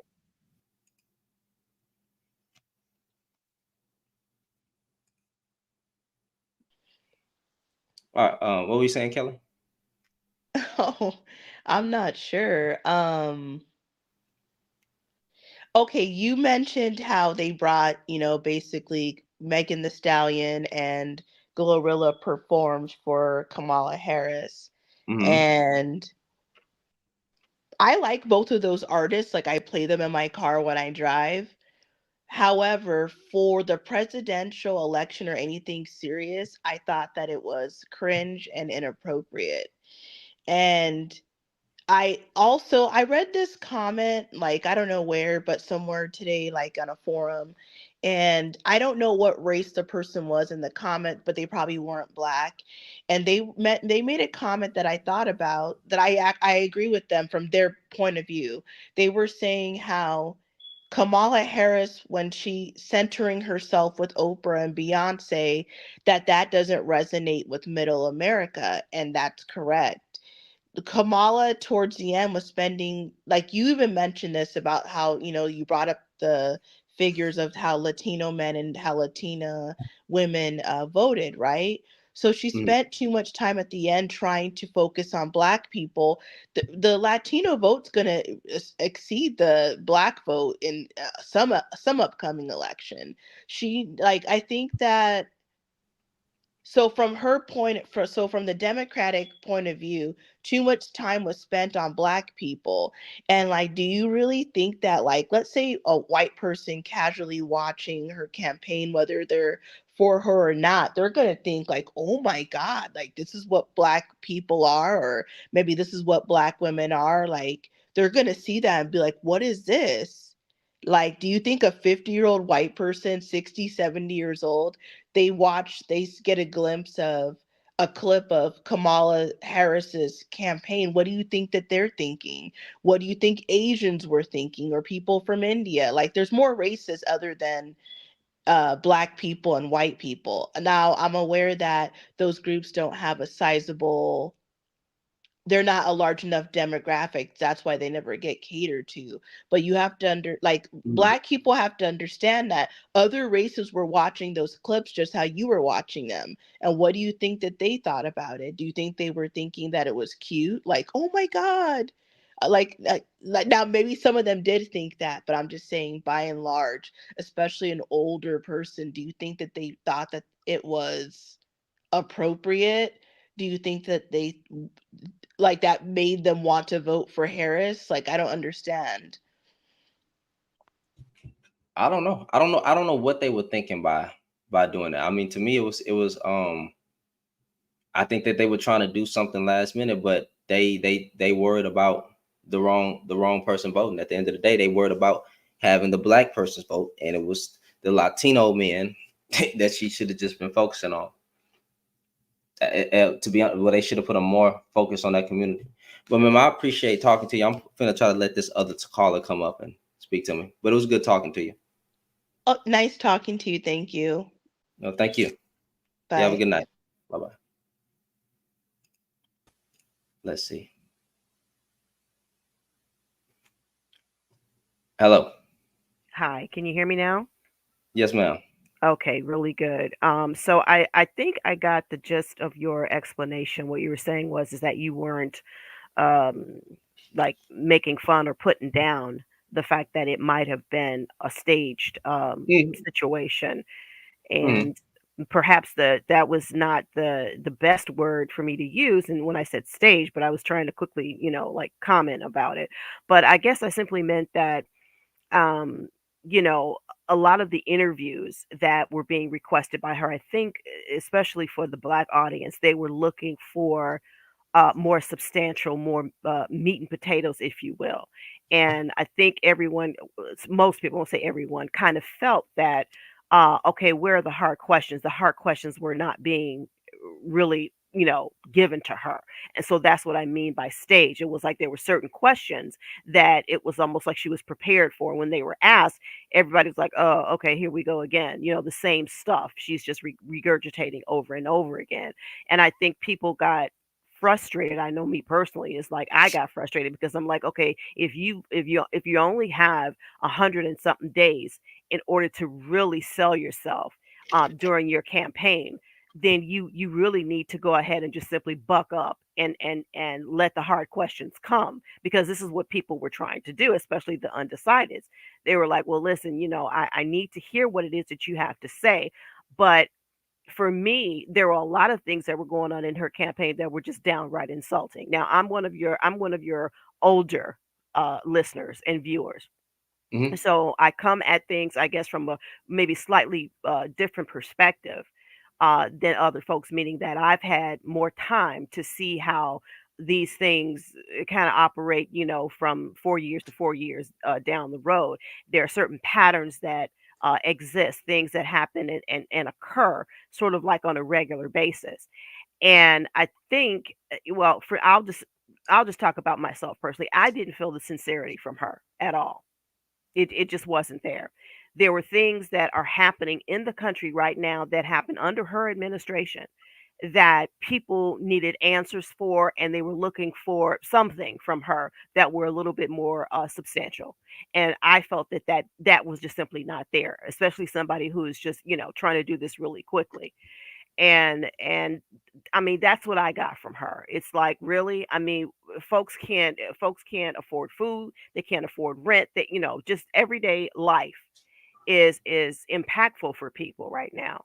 And they want to see something, whether or not we get it or not is one thing, but to hear her say something is about it is different. The whole thing about a black agenda, to me, it was it was more like a joke. It was a big joke, because I'm like, okay, so you say, well, you're going to do this for black men, and then you have that little caveat there, in your so-called policy that says others.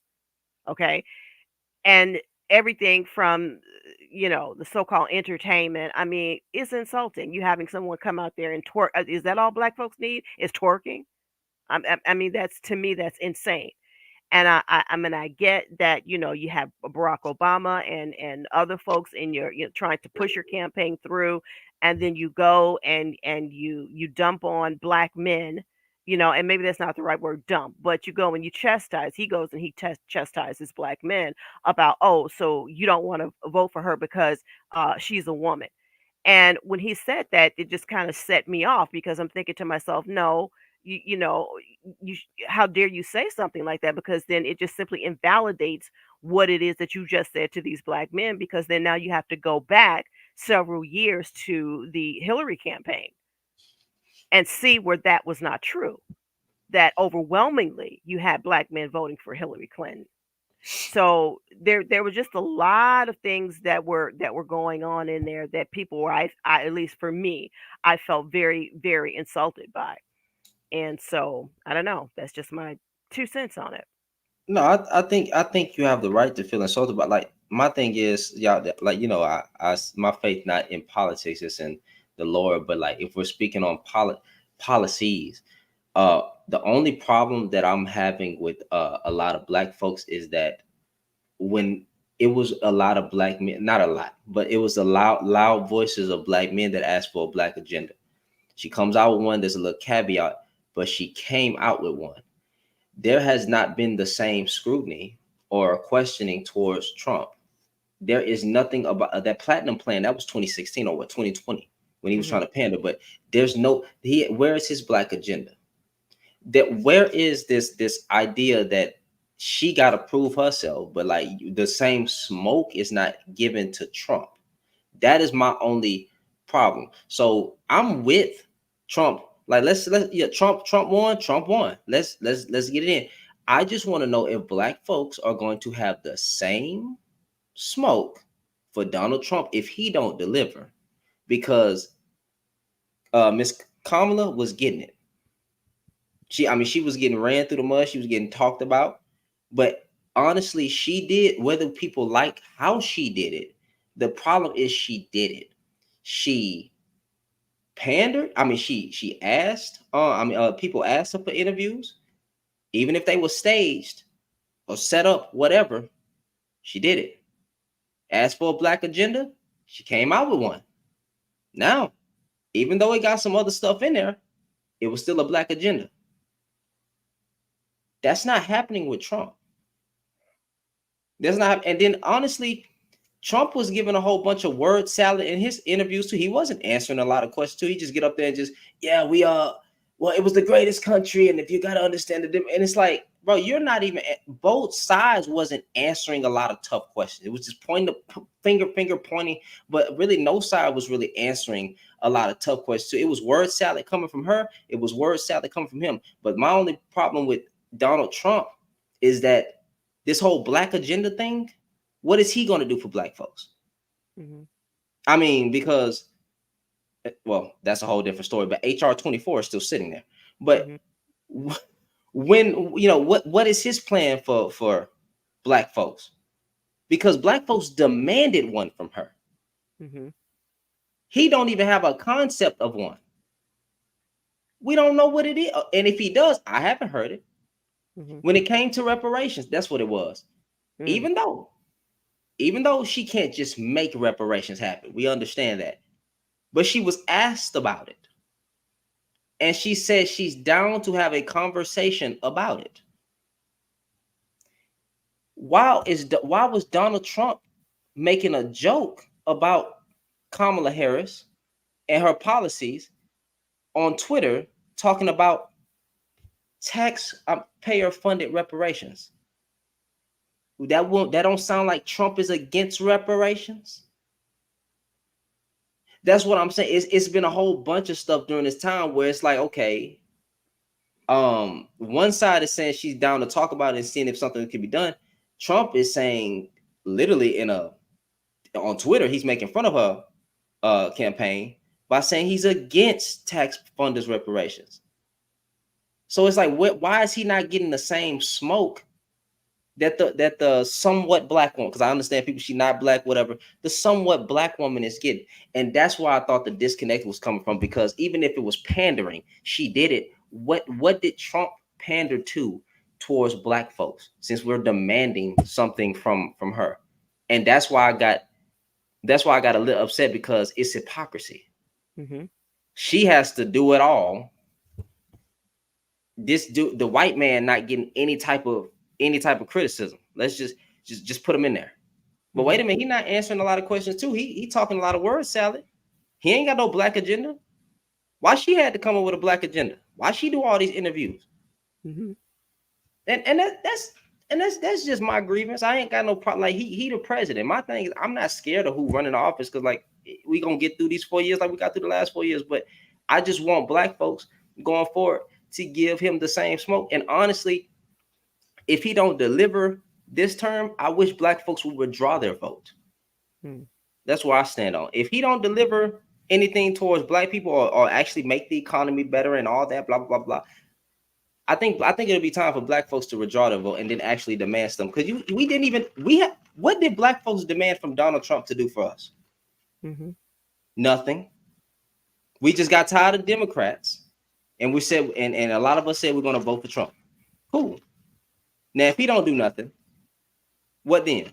We keep voting, or would it be time to actually demand something for it? Mm-hmm. And that's just where I stand. I just say give Trump the same smoke that was given to the somewhat black woman. Mm-hmm. Well, from my perspective, just to kind of go over a couple of the points that you just made, which makes perfect sense. It does. Number one, and I'm glad you brought that up about the Most High, because if in fact you are, you consider yourself in the truth, which I do. I no longer call myself a Christian because I've gone through some iterations, but I believe in the truth. And what the scripture commands us to do is to not put anyone over us, period. Mm-hmm. So that means we shouldn't be voting for anybody to put us over. The only person we should have over us is the Most High. So that's the one thing is Yahuwah is number one. But from my perspective, I see black folks in particular, we're not going to give Donald Trump the same smoke that we gave Kamala Harris. We're not going to. And there's reasons for that from my opinion, in my opinion, and that is that because we've already seen who this person is. We've already seen Trump. We know what to expect. Essentially, we know we're not going to get it. Number two, he didn't promise us anything. He's not promising black folks anything. Reparations, nothing. So if you're not going to promise us, so why expect something that you know you're not going to get? Okay. Mm-hmm. For me, the difference is that, going back to, a biblical perspective, and that is that to whom much is given, much is required. And the black community essentially has been the backbone of the Democratic Party. That being said, more and more, I guess you can say there's more of an expectation from the black community, because if the Democratic Party is going to, uh, you know, keep their foot essentially on our necks about us coming out and supporting them and voting for them, then okay, so what's the reciprocation there? Okay, so this is what we're asking for, and the fact that there was a lot of word salad being tossed our way for your support for the backbone of your party, and you're basically kind of, I mean, again, I have to go back just to how I interpreted it, is that you're basically just playing. You're giving us word salad, yes, and you're just simply playing with our emotions. Mm-hmm. There are things that are going on in the country that you can say either her or her campaign simply just didn't bother to address. And and for me, I'm at an age where a lot of things I'm just gonna say, okay. And the thing of it is that we're talking about the illegals, okay, Mm-hmm. that came into this country. I watch a lot of things, and as far as that is concerned, there's more than enough ample factual evidence that this was something that was staged and orchestrated by the Biden administration, of which she is a part of. Now, you don't want to come out there and you don't even want to discuss it. So you're leaving us hanging. You don't want to talk about these things that are happening across the country. And trust me, even though, yeah, the initial target are the sanctuary cities, but this is going to happen all across the country. Everyone is going to be affected by these numbers that are coming in. There are different reasons why I say they're doing this, but essentially they're trying to replace Americans. Period. No matter what race, what color, what have you, they're trying to replace Americans with this other demographic. And for her not to address it at all, again, for me, it's a little bit, not only insulting, but disingenuous.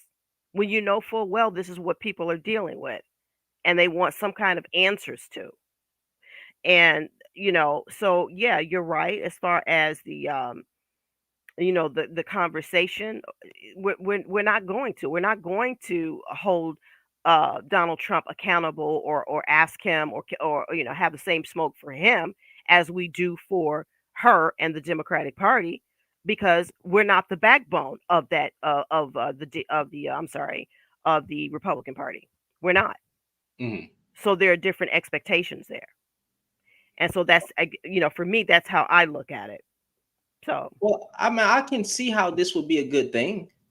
mhm. I'm not I don't like calling myself woke. I just try to look at things from a practical perspective. Since the black community has been the backbone of the Democrat, but I mean, I could see how it would be a good thing if majority of black folks had went and voted for the right.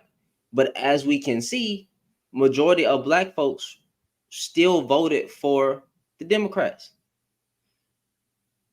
The only way I would have spun this as a good thing is if majority of black folks would have voted for the right, because they have been the backbone of the Democratic Party for so long, and they just said, you know what, we gonna make y'all suffer, and then that way when you come back around, now you really got to do something for us, and you don't just earn our vote. But as of right now, I mean, they still got it based on these numbers. They still Mhm. got it. Absolutely. I mean, there has 90, god dang it, almost 99% black, well, not that number, maybe like 90% of black folks still overwhelmingly voted for Democrat in this election. Exactly. And for me, I agree with you. That is where I see where the problem came in. And I was surprised to see the numbers out of the Mhm, black community, because I felt like this should have, there was a lot of complaint and a lot of noise around it, but there mhm. was, you're right. When the numbers actually came down, we saw that black folks still overwhelmingly voted for the Democratic Party. So where was the punishment? I was hoping for more of a punishment to Me say, too, hey, you know what I mean? So I agree. I agree and 100%. that's why I'm frustrated, because what, not frustrated, but if they were going to do this if black folks were going to do this collectively, it would have had to been now that you Mhm. vote for that you would vote for Trump to make the, because now when they come back Yep. around what in 2028 or whatever, Mhm. um they're not going to focus they're not going to focus on black folks. They're going to be like, the turnout was really good here. Now they're going to focus on who? The Latinos Exactly. and the Caucasians. Exactly. That's going to be their biggest demographic that they're going to have to folks to, because as of right now, they still got black folks vote. So if Yep. it was ever a time where black folks going to do that collectively, it would have been right now. But as you can see, 99.9, I mean 98% black folks voted for the Democratic Party. So it's like, what was the, there is no punishment. You're just not going to Exactly. be the focus next time. Exactly. And I definitely feel your frustration. And for me personally, I'm even more frustrated, or there's a different level of frustration for me, because again, like I said, I'm one of your older, so I've been able to see certain things over time. And you know, my father was very, very huge in the civil rights movement. Hmm. And what I've seen, much to my disappointment, are a lot of young black folks in the so-called new black media, who always seem to have something negative to say about our ancestors who, fought the good fight. And there's always like this negativity surrounding, oh, well, they didn't do this and they didn't do that. It wasn't supposed to be that way. From my perspective, it wasn't supposed to be that way, meaning that your ancestors, your parents, and those who came before them, they had their fight for their particular time. They put in the work. They did what they were supposed to do. But to me, it's a spit. It's a spit in the face of Hmm. those who came before us, to sit there and now, all these decades later, to be negative and say they didn't do this, that, and the other. If they had done this, that, no, it is our turn now to pick up the mantle, or should I, not me personally, but younger people, because I mean, I'm at a point where I'm just sort of like that in between. But younger people to take up that mantle, to take up that fight, and then do it, carry it to the next level. So there's a certain frustration with me. It's like, okay, well, who the heck are you complaining about what your ancestors did? Look at what you're not doing. So at least at during that particular time, there was a certain level of organization that was going on, like the Montgomery bus boycott. We were Hmm. all on the same page, and it wasn't just happening right there in that town, in that area. There were tentacles that went out in every direction. Like, for example, during that time, during the Montgomery bus boycott, you also had people like the politicians up in New York, and along the eastern seaboard, and in the Midwest, who also had their backs and say, hey, look, if you don't do this, this is what we're going to do up here. So there was that solidarity there, and we Hmm. were all on the same page. Whereas now it's just like you've got these different factions and these different groups, and everybody's complaining. And like you said, there is no cohesiveness there in order to try and apply the pressure that's necessary to affect change, real change. So I agree. And as far as families are concerned, I happen to be one of those people who have a family who is very, very, very much in support of the Harris campaign. But there was no talking. There was no back and forth and trying to reason with any of these people, because they were very staunch. So I didn't talk about it because these were the same people, at least for me and my family, who everybody thought that taking the medicine was the answer. So there was a breakdown there. But anyway, I just wanted to kind of chime in on that, and kind of, like I said, give some clarification as to what I meant when I was saying that you know it was staged in terms of Yeah, what was going on with her. So yeah, I got you. But I, yeah. I appreciate you for coming up. Well, thank you. I appreciate you listening. No problem, man. You have a good night. Stay safe. Same to you. Bye bye.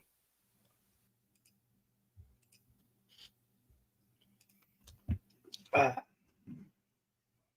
good conversation, man. I love having conversations, man. I love giving respect. I love receiving respect and balanced dialogue. I don't know everything. You know what I'm saying? Always willing to learn, always willing to bring data, always willing to listen to opposing views. One thing you will never get over here is cussed out. A woman, I'm not cussing out no woman. Now, man, if he come up here saying something spicy to me, like I had to go off on a buddy last time, nah, that's not gonna happen. That's not gonna happen. But yeah, like hope y'all enjoy the respectfulness that I try to have with people. You know what I'm saying? The balanced dialogue. Because like I said, I could be ignorant. I probably have said something that was uh probably not 100% true because of what I read. I probably misread something, you know, and then said that's what it was.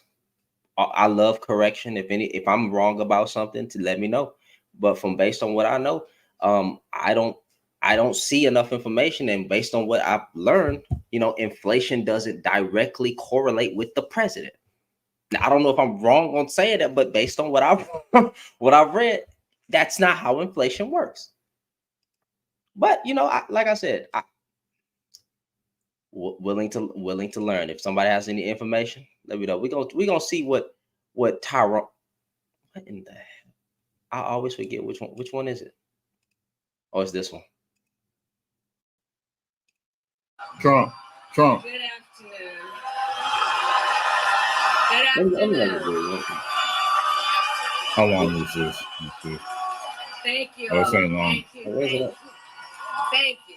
Thank you. So let She me like, shut say, up. and I love you back. And I love you back. So let me say, my heart is full today. My heart is full today, full of gratitude for the trust you have placed in me, full of love No problem. for our country, and full of resolve. The outcome of this election is not what we wanted, not what we fought for. Oh, it is what we wanted. The majority wanted it. He won the popular vote. He went in swinging states. Man, unprecedented comeback victory, ball. Not what we voted for. Oh, it is what we But voted hear for. me when I say, hear me when I say, the light of America's promise will always burn bright. Mhm. And it's burning bright right now. As we never give up, and as long as we keep fighting. To keep things common sense, to protect our women, to protect our families, to protect our borders, to protect our economy. We have to continue to fight for our good health. And we got to fight to make sure that this country is safe for everyone. The world is safe for everyone. And not just making America great again. He being sarcastic right now. To instill greatness in this country that seeps into the rest of the world and makes the entire world great, safe, happy, and healthy for all humanity. Thank you. Love you, Doug, and our family. I love you so very much. To President Biden and Dr. Biden, thank you for your faith and support. To Governor Walz Biden, like and the what? Walz family, I know your service to our nation will continue. And to my extraordinary team, to the volunteers who gave so much of themselves, to the poll workers and the local election officials, I thank you. That worked with us to get things done. Thank you all. Look, I am so proud of the race we ran and the way we I wouldn't ran be. it. I wouldn't And the be. way we ran That it. performance, I wouldn't be. Over the 107 days of this campaign, we have been intentional about building community and building coalitions, bringing people together from every walk of life and background, united by love of country with enthusiasm and joy in our fight for America's future. And we did it with the knowledge that we all have so much more in common than what separates us. Now I know folks are feeling and Oh, yeah, there we go. That's better. Actually, this works. experiencing a range of emotions right now. I get it. I know the emotion I'm feeling. I'm feeling happy. I'm feeling safer. I'm feeling optimistic about our future. Okay. So I'm feeling a range of feelings too, Kamala. I am happy, optimistic, joy. Feels pretty. I don't understand. Like, I'm not feeling happy or super joyful or relieved that Trump won. I wouldn't have even felt super happy, joyful, or relieved if Miss Harris won. I just wouldn't have given a crap. I won't.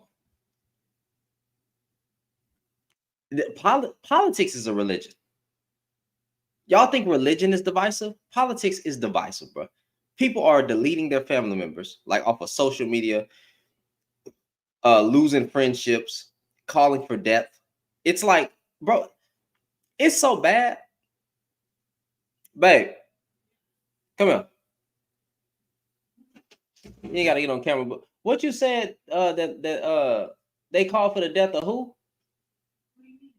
Remember you said like they're trying to call for the death of Donald Trump, but who did they call on? Oh, the person that who? that shot Ronald Reagan. The person that yeeted Ronald for real. No, he didn't kill him. He shot him. He was attempted assassination. Oh, the person who tried to take out Ronald Reagan. They calling on him to yeet Trump. Yeah. The person that tried to yeet Ronald Reagan, they're calling on him to yeet Trump. Do you know how evil you gotta be as that type of person, bro? No, seriously, bro. Seriously. You know how evil you have to be, bro. I don't care what this man like said. For you to call death on somebody or that's literally calling for the assassination attempt of the president. Do y'all understand that? That's wild. Of the the person who's about to be that is so evil and disingenuous. I mean, not disingenuous. Insensitive. Like, my goodness, what is wrong with some of these people? What is wrong with some of these people, bro? They want to yeet him. We can't be that bitter now. Like, come on now. Good. Yeah. Safer. But we must accept the results of this election. Okay. Earlier today, you get that to you. No, like seriously, bro. Where is y'all? Like, not y'all in my comments. Not y'all in my comments. But where's the heart? Where's the humanity?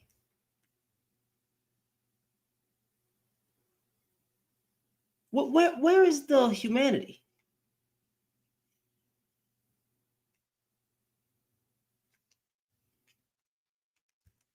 But listen, don't take my words for weakness now.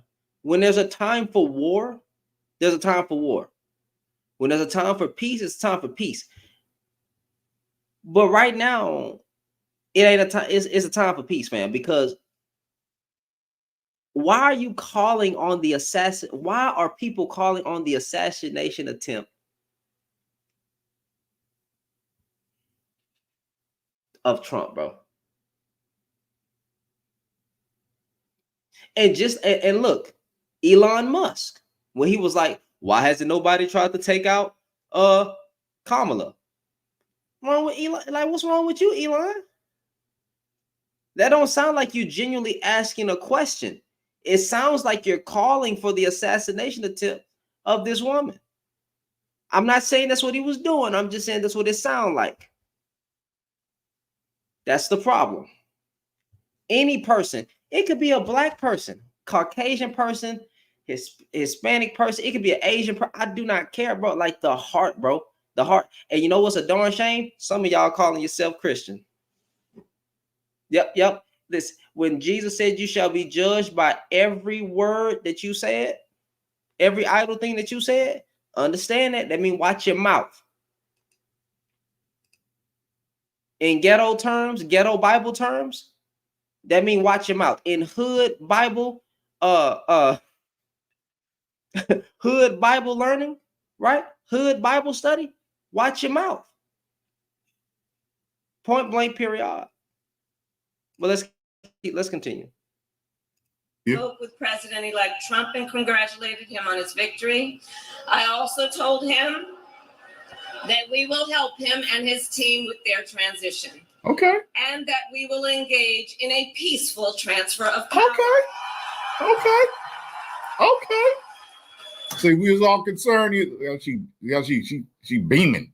She is beaming right now. Those are some laser beams right there.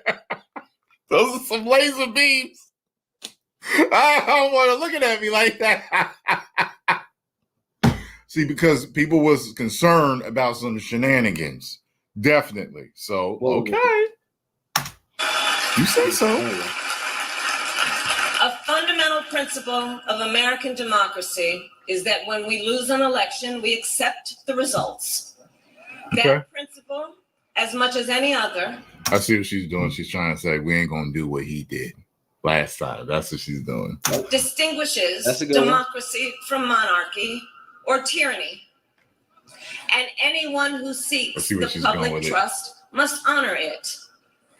At the same time, in our nation, we owe loyalty CC. not to a president or a party, but to the Constitution of the United States. Good night. Hear that, black folk? So stop voting 90% Democrat every single time. Start looking at their policies, what they're going to do for the country, for your people. They're going to make your life better? Are they not? Are they supporting certain foundations that were originally set up to take you out? Like, well, what's going on here? You know what I mean?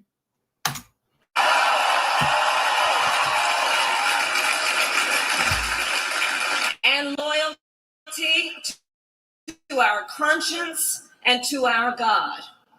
My allegiance Really? Is your God.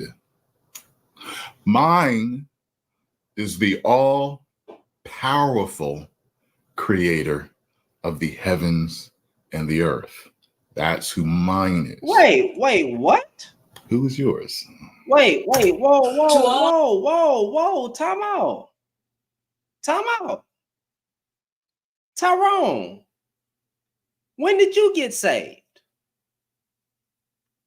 Now listen, the Lord saves people, okay? I'm not aware, because at one point he was saying I'm not religious, right? But he didn't say anything about the Bible or who, but now let me go back. I gotta go back, because when people say they love God or believe in God, I don't even hear him mention Jesus. I know his wife. What is the lady's name?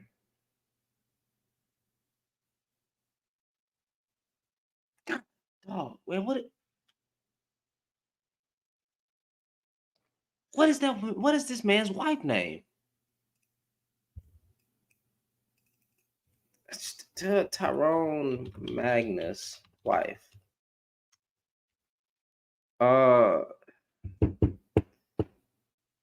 Golly, bro.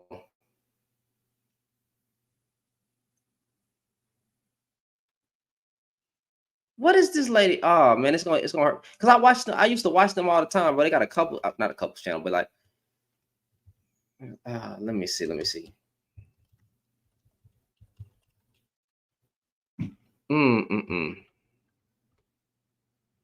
Oh, Scarlo. That's her name, Scarlo. Goodness gracious, Scarlo.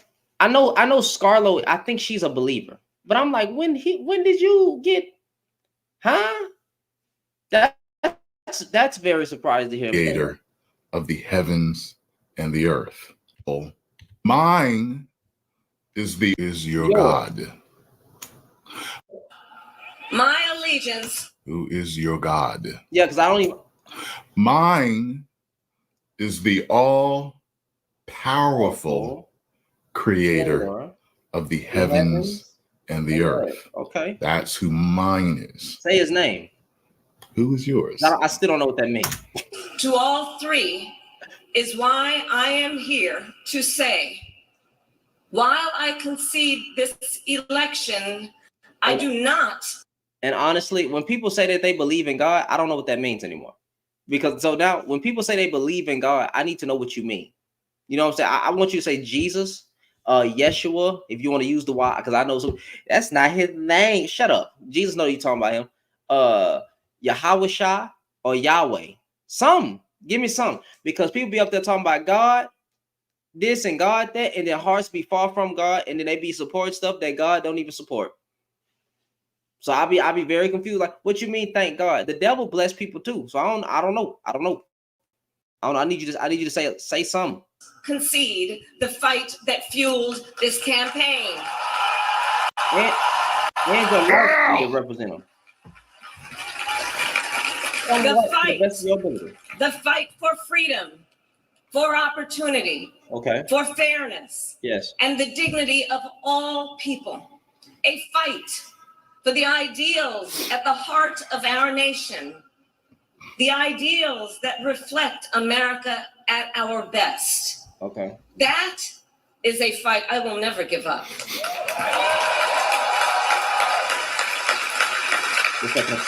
I will never give up to fight for a future where Americans can pursue their dreams, ambitions, and aspirations, where the women of America have the freedom to make decisions about their own body and not have their They do that all the time. Y'all know how I feel about it. But for all of you new viewers, I personally think that abortion is one of the most dark, evil, inhumane things that we've been convinced is okay to do.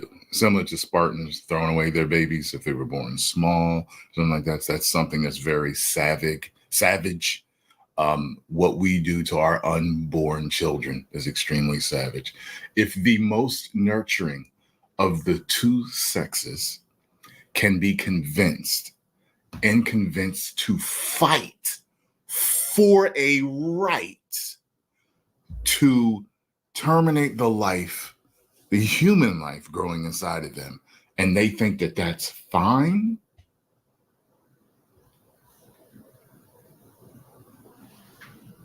I mean, come on now. I mean, you heard what I just said. People fight for that right to take the lives of their unborn children, mainly out of inconvenience, because the R word, the I word, and to save the mother's life are less than 1% of all abortions, correct? So, well, there's truth in that. That is less than 1%, right? It is less than 1% when it comes to that type of yeetus of the fetus. So honestly, y'all already know my stance on, because I said it once, but I'm against abortion, but I have grace in that area. I've given plenty of examples how I would try to stop this if I could. Like if a woman around, like a friend of mine, a woman that's my friend, got pregnant by a man, right? And she was thinking about eating the baby. I'm gonna try to get the church involved. I'm not gonna lie to you. I'm gonna be like, well, ma'am, think about if me and my church say that you will never go without, and we raise up $10,000 as a starting point for you, and all we're asking for you to do is bring this baby into the world, or not even 10,000, 15, right? But we also say you will never go without. You need Pampers, we got the Pampers. You need clothes, we got the clothes, because you will never go without. We got your back as a community of people. If that can't convince her to have the child, then I'm sorry, I did my godly duty. At the end of the day, that's on you. That's on you. But I tried my best, and I think the church can do a better job. Like, yeah, you can go out to these yeetus fetus clinics, right? But at the same time, can you come with a solution? Because we can't save them all, but how many can we save? You know what I'm saying? If you go over there and you preaching, can you also come there with some money? Save 5 out of the 50. I don't know how many yeetus fetus. I'm just giving these. I'm just making extremes. I don't know how many people are getting yeeted every day. I haven't looked into that number. I don't know how many yeetus fetuses are getting destroyed at the what's the thing called? The abortion clinics. I don't know. But if you can go out there and get 5, be the light. You know what I'm saying? Let's go out there and be the light. Try to save something. Maybe them just seeing you. Because oftentimes, bro, it's out of inconvenience. I understand. Yeah, and one thing I don't like, I do like it actually. Keep your legs closed. I stand firm on it. But every person gonna fall into sin. We all fall short of the glory. So someone is falling into sin, right? As we're talking, somebody falling into intercourse right now, in sin, right now, without being married, whatever. That if they get pregnant, right? The baby here. You know what I'm saying? So let's not just throw. We gotta find a way. We gotta find a way to like actually try to help the situation and explain why and be the light that you're hoping that happens, instead of just we can do better on that. We can. So that's what I say. But he's right. Less than 1. When you add those numbers, it is like less than 1%. I mean, it was factually correct. Well, most are fighting for the right to just not be responsible adults. That's what they're doing. I wouldn't say. And it's wrong. Okay. Incest can create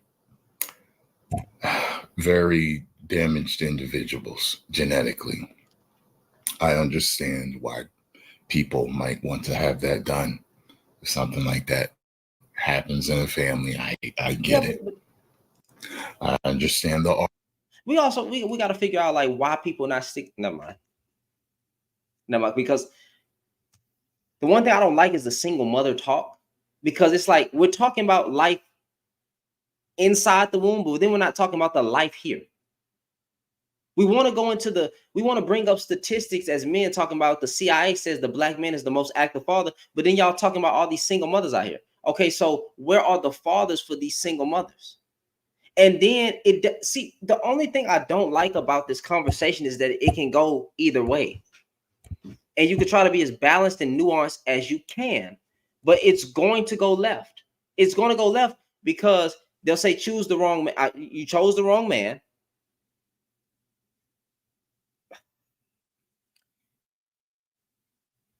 There's no grace in that area for a woman. If she has the child, what are y'all doing to say that you really do care about the children? What do you really do? And then when the baby's outside the womb, how are we caring about the children? Do we really, as people, forget that as people, care about the children outside?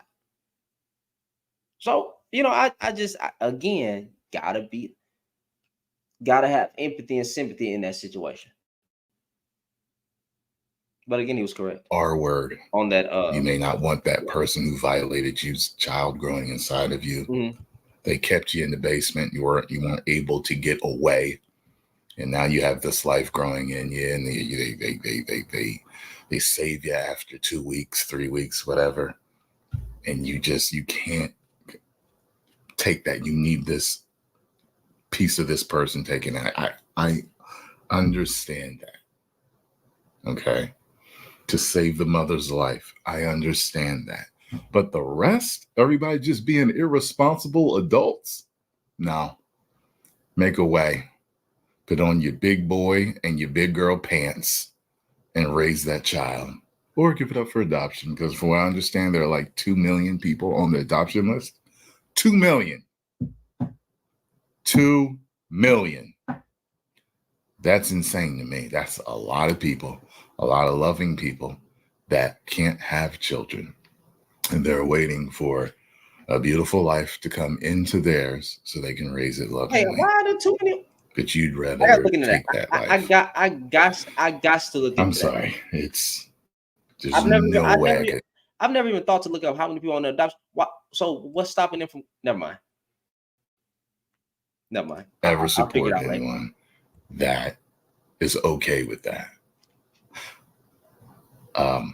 There's a girl I used to talk to. She told me she had one done, and I mean, she was jumping through all types of hoops to explain to me why, the guy forced her. He dragged her there. I don't really believe that. I just believe that he was so angry and pushy with it that, so what some women do is they kind of cave to it. They're just like, God, if he's not going to be here, he doesn't want it, why have it? Don't do that. Don't let him convince you. You have plenty of help. You have plenty of help out there. No one said the road was going to be easy, but the rest of life isn't easy either.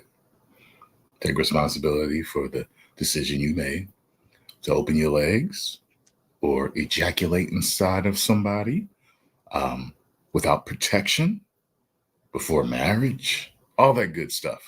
You chose to do that. You chose as a quote unquote responsible adult to do it. So take that responsibility. Okay. Yeah. Let's keep going. Government telling them what to do. We will never give up the fight to protect our schools and our streets from gun violence. And America, we will never give up the fight for our democracy, for the rule of law, for equal justice, and for the sacred idea that every one of us, no matter who we are or where we start out, has certain fundamental rights and freedoms that must be respected and upheld.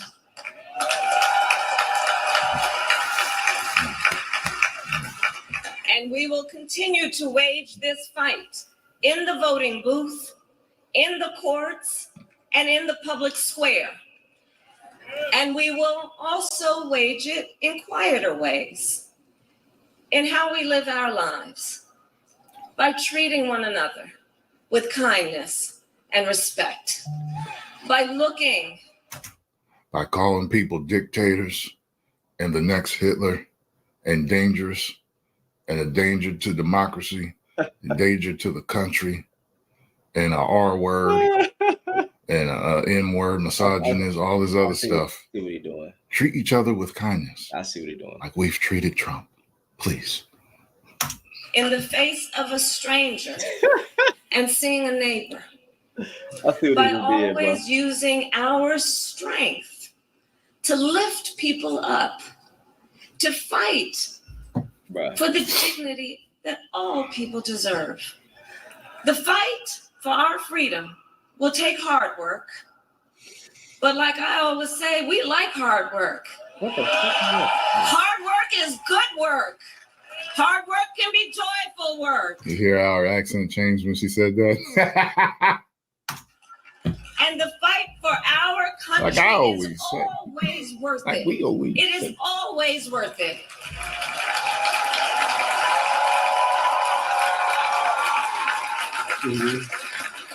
To the young people who are watching, it is. I love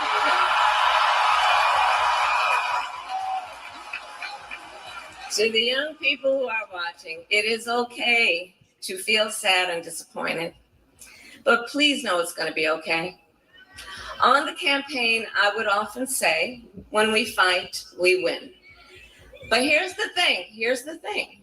Sometimes the fight takes. How you make that face by Nene Lynx when she got that little paint thing in her and she like, oh man, bruh.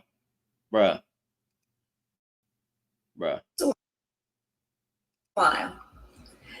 That doesn't mean we won't win. That doesn't mean we won't win. The important thing is don't ever give up. Don't ever give up. Don't ever stop trying.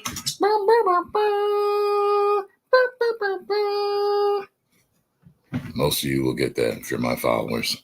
To make the world a better place. You Oh, the have drawing screen up there? power. Oh, we about to. You have power. Is that And what it don't was? you ever listen when anyone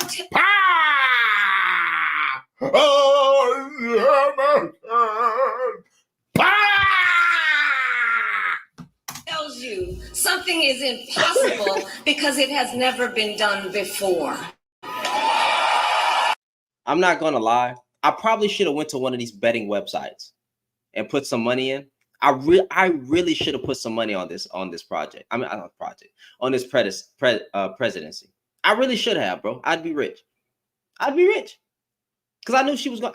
Bro, I don't understand. Like, we knew she was going to lose. It don't matter. Like, I knew she was going to lose. I knew it. I already knew it. It didn't matter. Bro, the man has a cult following. The man has a cult following. A woman was not finna sit in that goddamn chair. Point blank, period. And Trump's appeal to the Latino community, a lot of Latino men voted for Trump. Only 21% of black men voted for Trump. Majority of black men voted for Kamala.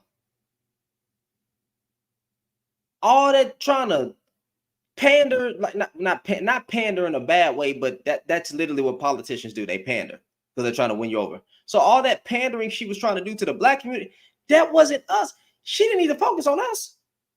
Should have been focusing on them Hispanics. Should have been addressing issues of the everyday American. Even Bernie Sanders, again, Bernie Sanders criticized. You know what? Let me pull that up. Let me pull it. Let me go to my Instagram because I think I saved the. I think I saved the what you call it. You know, it's bad when your own party.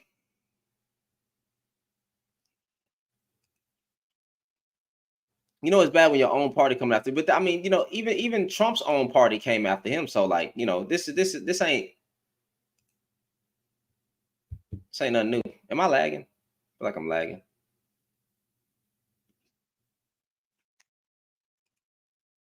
Got this phone right here. Let me move this phone over. Save. Let me go to my saved. I think I did save it. Let me see. Hope I did.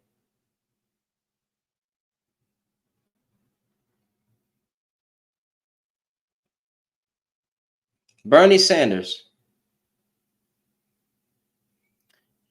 It should come no great surprise that a Democratic Party which had what?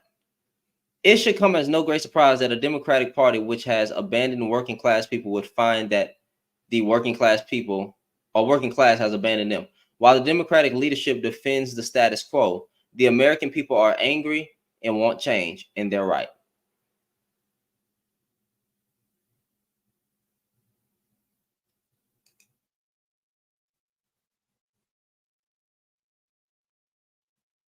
Well, he was asking me what I missed the question. You was asking me, is he not going to feel happy when the police still sees him as black, or did I miss it? You asking me about him? Like, what did I miss a question? Let me go back up. This project will definitely affect black men, but y'all laughing though. If the project comes to pass, then we'll see what happens. Again, like I said, we're gonna do the live when we break down Project 2025. We'll do consecutive lives back to back with the title Project 2025 Part 1, Project 2025 Part 2, and we'll break it down on each of the lives. We'll do a whole series. Or we can play the video. We'll play the video. Actually, you know what? Let's just let me finish this video.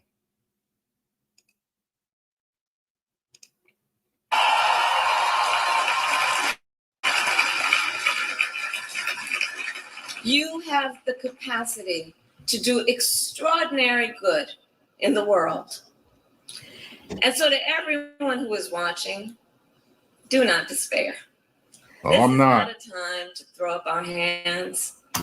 Time to be extremely happy. That's what it's a time to be, because big change is a coming. This is a time to roll up our sleeves. This is a time to organize, to mobilize, and to stay engaged for the sake of freedom and justice and the future that we all know we can build together. Look, many of you know I started out as a prosecutor, and throughout my career, Tell me about you being middle class too. I saw people at some of the worst times in their lives. Wait. People who had suffered great harm. Wait, pause. People say she helped. Bruh, nah, Crystal, Crystal. Look at this, y'all. She did focus on the Latino. She let their cousins in. She didn't insult their intelligence with salsa dancing and tacos for their vote.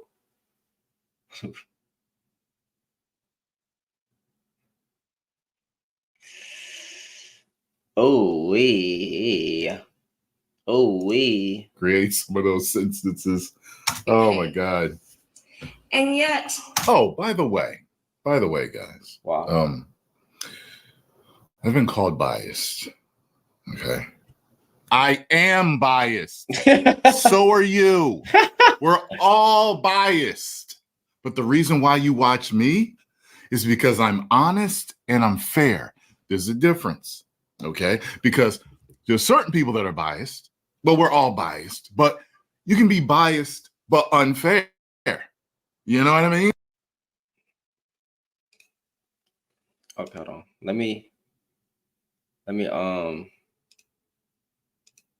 because I'm finna put what in the hell. We can do that. Let me see. Project 2025. Let's actually, like I said, because I already know a little bit about it. But like again, I'm not in fear.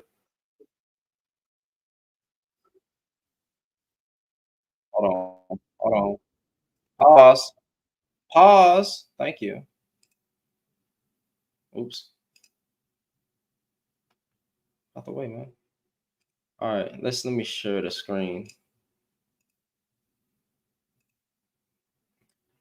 Project 2025.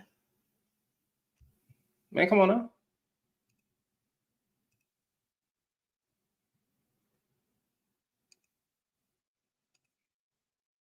Oops. Let me full screen this thing.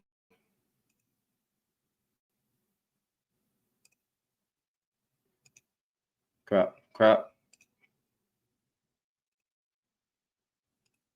It's called Project 2025. Its pages offer new administrations a blueprint for executing a right-wing agenda, from purging the government of thousands of civil servants to dismantling the Department of Education. We do have to initiate the largest mass deportation project in the history of this country. Former President Donald Trump has distanced himself from Project 2025, but Democrats aren't buying it. Project 2025 would roll back our fundamental freedoms, undermine our democracy, and gut checks and balances. Here's a closer look at the four main pillars of this radical plan and how they could transform the American government as we know it. One of the things that's interesting about Project 2025 is the tone. You hear the term woke mentioned dozens of times, radical mentioned dozens of times. It's remarkably driven by culture war politics. Project 2025 is designed as a government in waiting if Trump or any conservative president returns to office. It's the brainchild of the Heritage Foundation, a conservative think tank and lobbying group that has helped staff Republican administrations since the Reagan era. We cover literally every public policy issue in Project 2025, from domestic policy to foreign policy. Kevin Roberts is the president of the Heritage Foundation and one of the driving forces behind the project. All Project 2025 is trying to do is to be a corrective to the liberal nonsense that has been so insidious inside the executive branch for the last half century.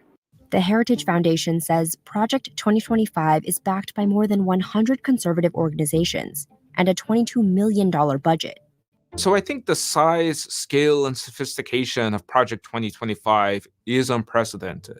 The project has four main pillars: a policy plan, a personnel database, an online academy, and a playbook for the president's first 180 days in office. We can be ready to hit the ground running on day one of the next administration.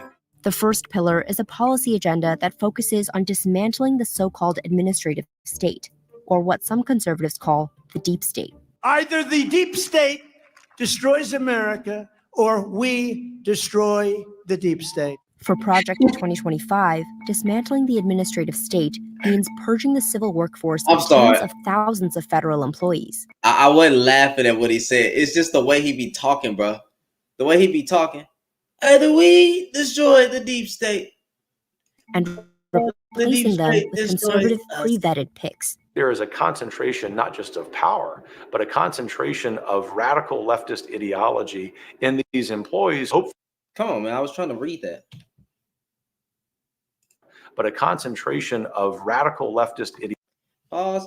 Unfortunately, the department has lost its way in recent years and has forfeited the trust of large segments of the American people. Large swaths of the department have been captured by an uncontrollable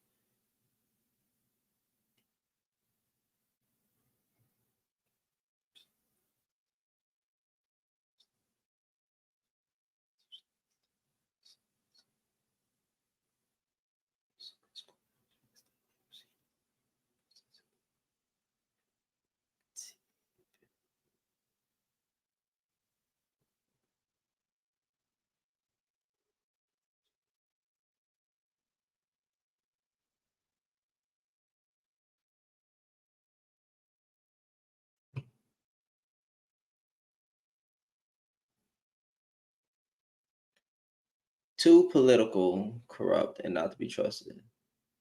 The DOJ has become a department that 46 points recently.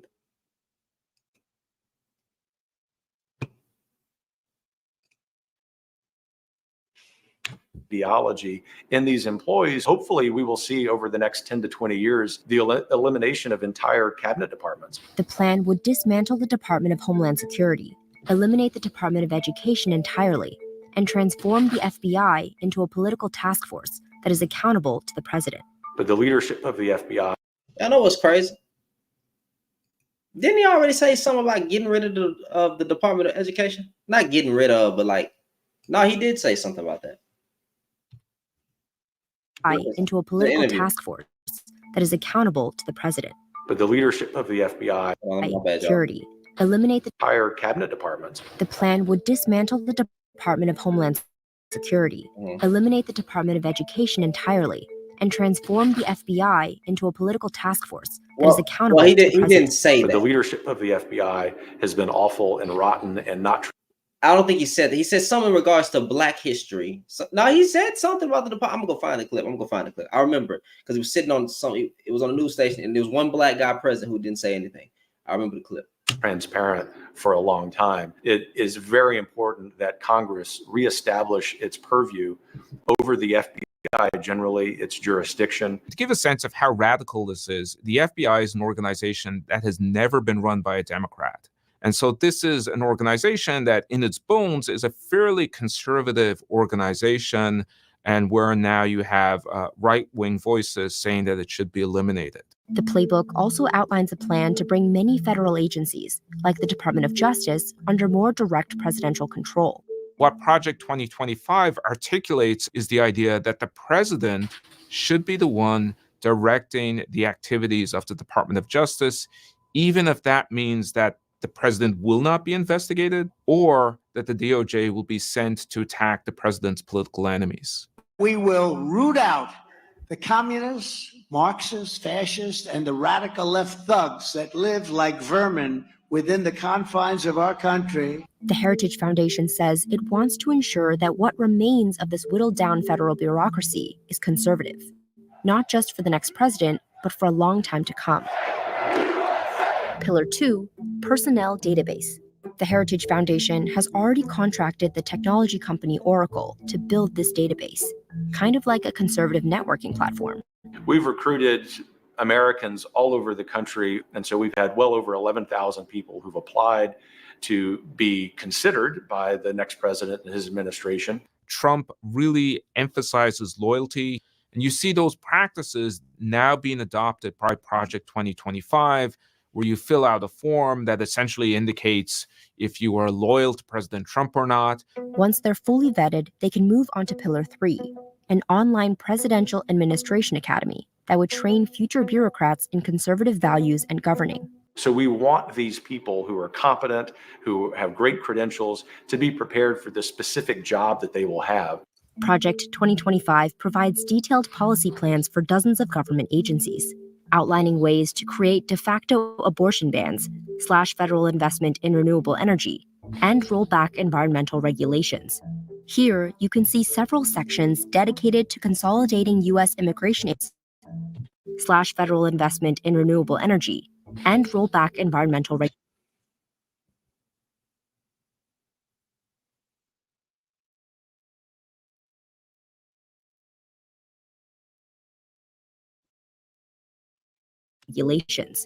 Here, you can see several sections dedicated to consolidating U.S. immigration agencies and expanding their power. Number one, we have to close the border. We do have to initiate the largest mass deportation project in the history of this country. The 12 million people who've come in as illegal aliens. Well, he's going to start that on the 1st. That's already coming. So, part 1 has just begun. Must be sent back to their native countries. But how legally sound are these policy proposals, and what would they look like in practice? That's where Pillar 4 comes in, the playbook for the first 180 days of a conservative presidency. A big part of the plan is modeled off of a Trump-era policy called Schedule F. Schedule F is originally an executive order that Trump signed that would allow him to turn thousands of career civil servants into political appointees that he could then fire if they displeased him in any way, and then have to be more responsive to a president who in the past has shown a willingness to fire people for disloyalty rather than for competence. The Biden administration reversed this order in 2021, but Trump has vowed to bring it back if he is reelected. First, I will immediately reissue my 2020 executive order restoring the president's authority to remove rogue bureaucrats, and I will wield that power very aggressively. I think Schedule F is not just possible, but it's certainly an incredible priority of a second Trump administration. The problem with Schedule F is that there is no real limitation to the number of people who could be converted. Underpinning many of Project 2025's policy proposals is a legal principle called the unitary executive theory. It is based on a clause in the Constitution that says the executive power is vested in the president. The Project 2025 assumption is that the president has something called unitary executive authority. This gives him enormous untested powers to essentially do whatever he wants and reduces the power of Congress to check those powers. Conservative Supreme Court justices, like Justice Samuel Alito, have signaled support for the unitary executive theory and skepticism of federal agencies. The current Supreme Court has shown itself to be very open to claims that the president has enormous executive authority and so should be able to hire and fire people at will.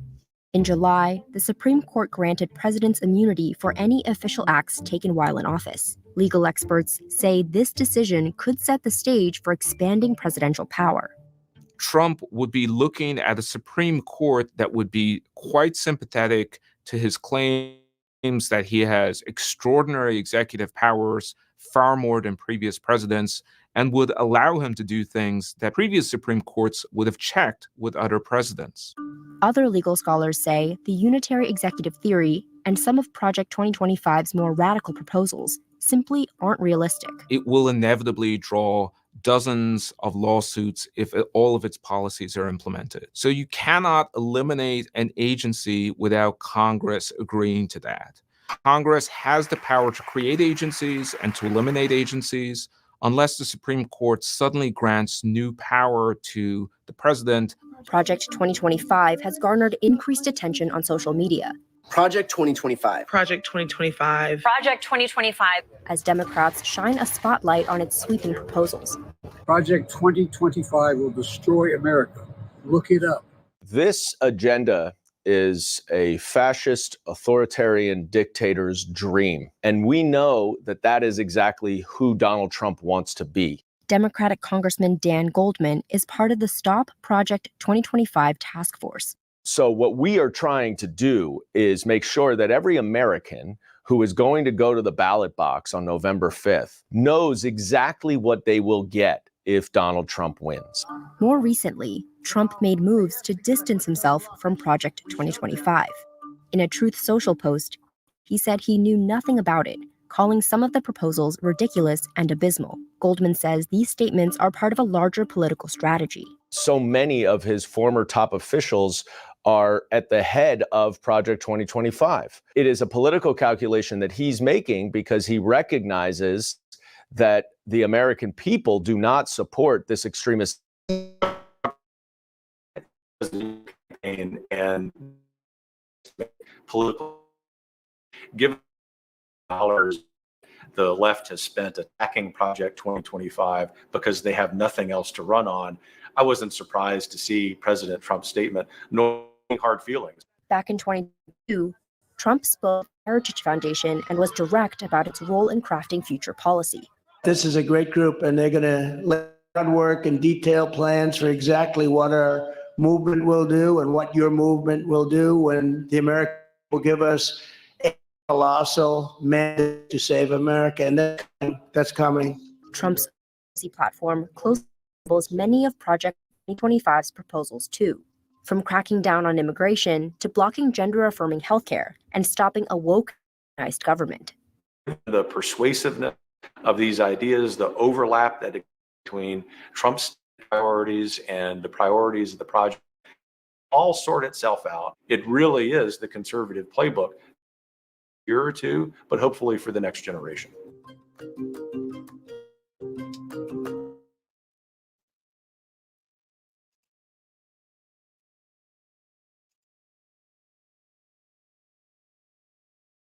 Okay. How that goes.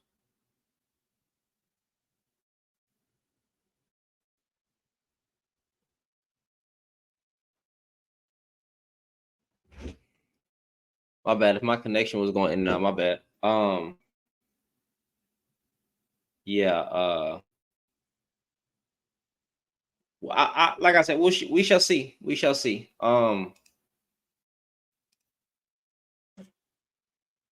We shall see. Yeah. Boy, listen, I'm tired.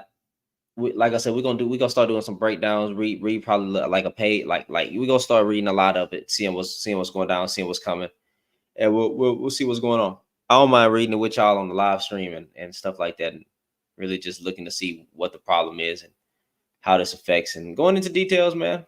We'll do it. We'll do it. But anyway, I enjoyed this stream. I hope y'all enjoyed this stream too. But don't live in fear. You're gonna be all right. But we'll read it together. But anywho, love y'all. Hope y'all enjoyed the the live. And I hope y'all have a good night. I'll see y'all tomorrow. Keep your head up.